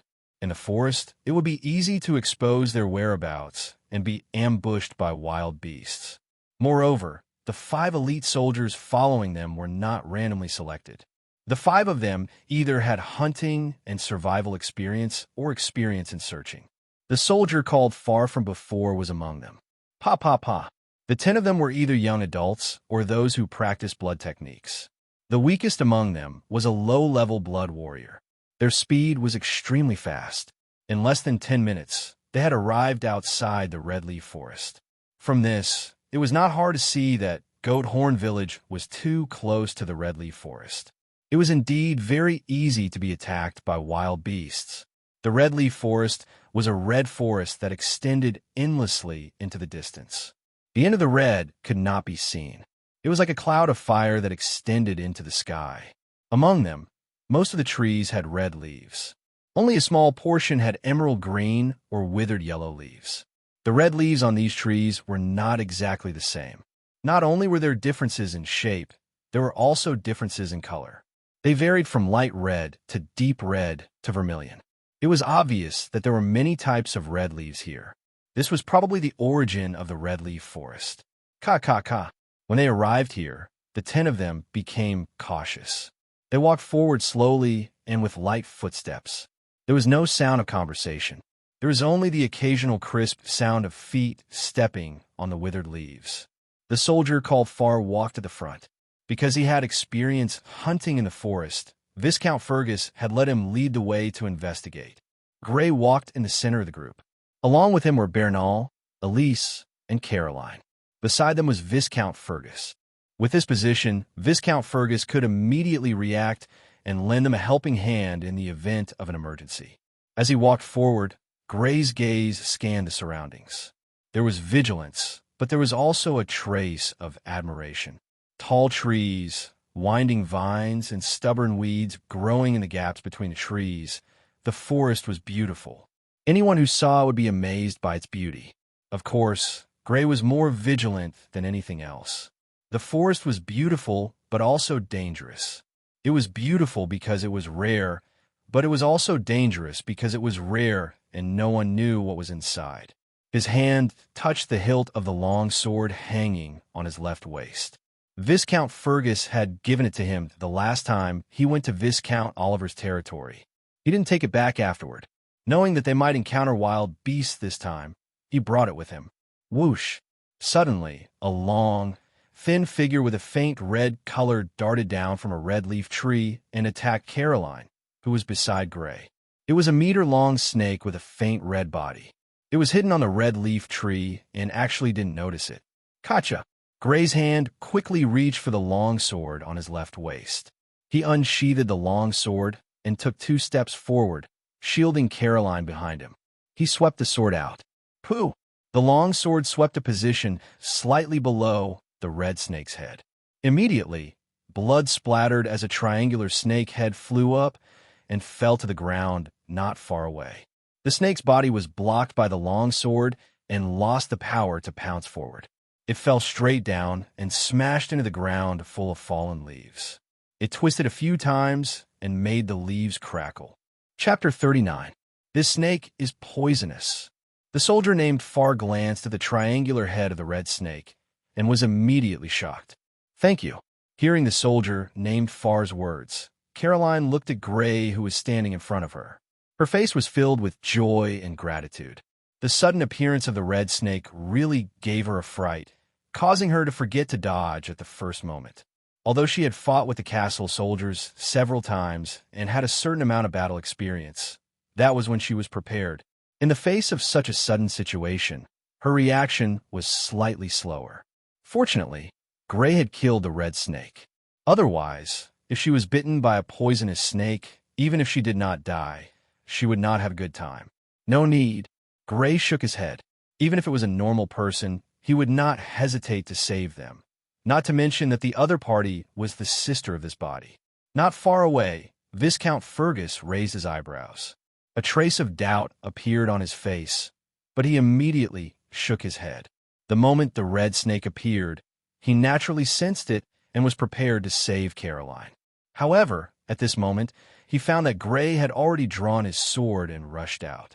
Throughout the entire process, the feeling he got from Gray was that his reaction speed was even faster than when he fought with the soldiers yesterday. Even compared to a middle-level blood warrior, it should be about the same. However, after thinking about it, he felt that it was not very likely. After all, Gray had not even been a low-level blood warrior for half a year. What happened just now must have been his imagination. He looked at Caroline and said, "Caroline, be careful. Everyone, not only on the ground, but also on the trees." "Yes." Gray and the rest, along with the 5 soldiers, responded. The group continued on their journey. This time, everyone's attention was not only on the ground, but also on the trees above. Suddenly, Far, who was walking at the front of the group, waved his hand and made a gesture to stop moving forward. He then took a few steps back and came beside Viscount Fergus. "Lord Viscount, there is a leopard in front." "Leopard?" Gray and the others slowly walked forward.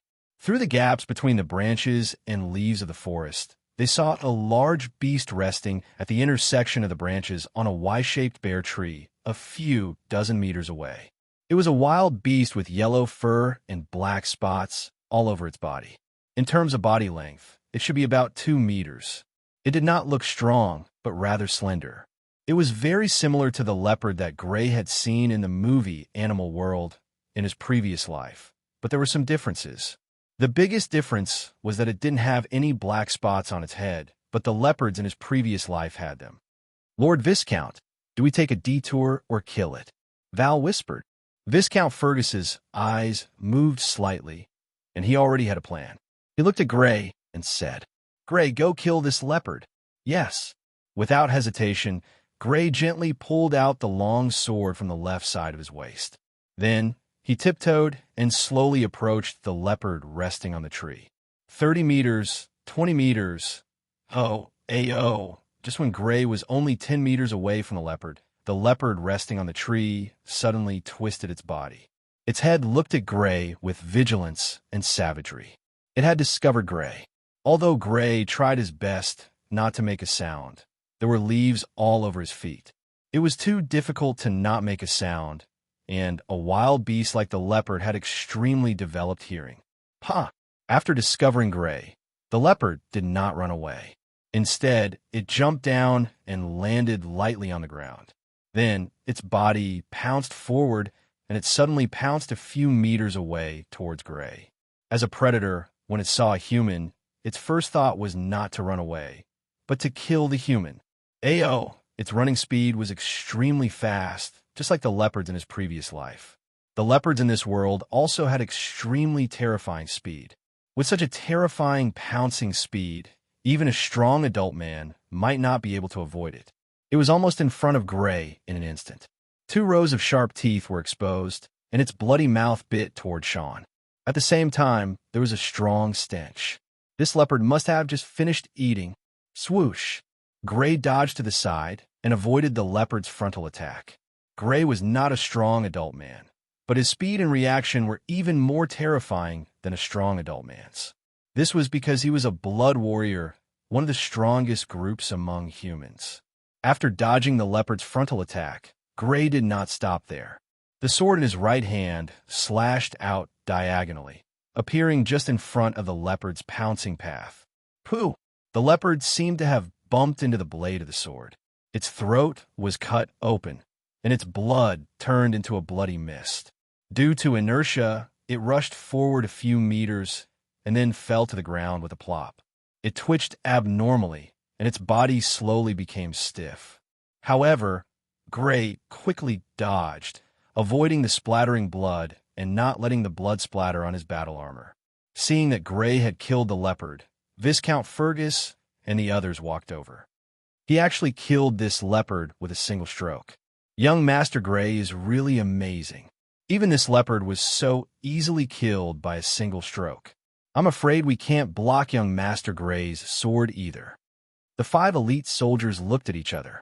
They were all elite soldiers of the Fergus family. They were at the golden stage in their 30s or 40s, and their strength and skills were at the peak of their lives. However, Gray was only a 16-year-old youth. He had not yet held his 18-year-old coming-of-age ceremony, but they felt that they could not even withstand a single blow from him. This was really a little embarrassing. Viscount Fergus and the others were not surprised. With Gray's current strength, the elite soldiers could not withstand a single blow from him. None of the 7 elite soldiers from yesterday could withstand more than 2 blows from Gray. These soldiers had not fought with Gray before, so they did not know. As for those who had fought with Gray before, how could they tell others about this matter after losing 7-1? What should we do with this leopard? Gray asked with a little excitement. The leopard's weight was at least 50 kilograms. It was the first time he had killed such a big guy.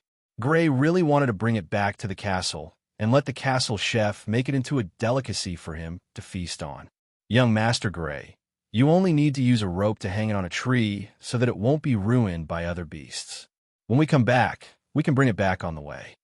Then let's hang it up, Gray hurriedly said. After his appetite had greatly increased, he was really attentive to eating. Using a rope to hang the leopard's corpse on the tree, the group once again searched the edge of the forest. Searching along the edge of the forest, Gray and the others once again encountered several large beasts. There were pythons over 10 meters long with yellow patterns all over their bodies. There were also wild boars covered in black fur with 2 curved horns growing from their mouths. There were also wild wolves covered in gray fur that might have been chased out of their pack. Gray, Bernal, Elise, and Caroline all attacked one after another. In the end, the 4 of them had actually killed more than 10 of these large beasts. Lord Viscount, something's not right. There are too many large beasts at the edge of the forest. Farr, who had experience as a hunter, reported to Viscount Fergus with a frown. There are indeed too many. Viscount Fergus' brows also slightly furrowed. There were too many large beasts at the edge of the forest, and they were very densely distributed. This was very abnormal, because these large beasts would not be able to obtain enough food at this density. No wonder they would attack Goat Horn Village to hunt humans. It turned out that the food in the forest was not enough for so many large beasts. I'm afraid the problem lies within the forest. Let's go deeper into the forest. Viscount Fergus instructed. Previously, they had only searched the periphery of the forest and did not go too deep into the forest. Yes, Everyone nodded and went deeper into the forest. This time, there was no need for Viscount Fergus to remind them. Everyone was already on full alert. In a forest, especially one that covered an extremely wide area, the deeper they went, the more large beasts they would encounter. Naturally, the more dangerous it would be. Pa. In the red leaf forest in autumn, there were various types of red leaf trees everywhere. Occasionally, they would see some non-red leaf trees, but most of them had withered and fallen leaves. Gray stepped on the withered leaves and slowly walked forward in the silent forest. His eyes and ears were raised to the highest level of observation. However, what surprised him was that they did not encounter any large beasts even after several kilometers.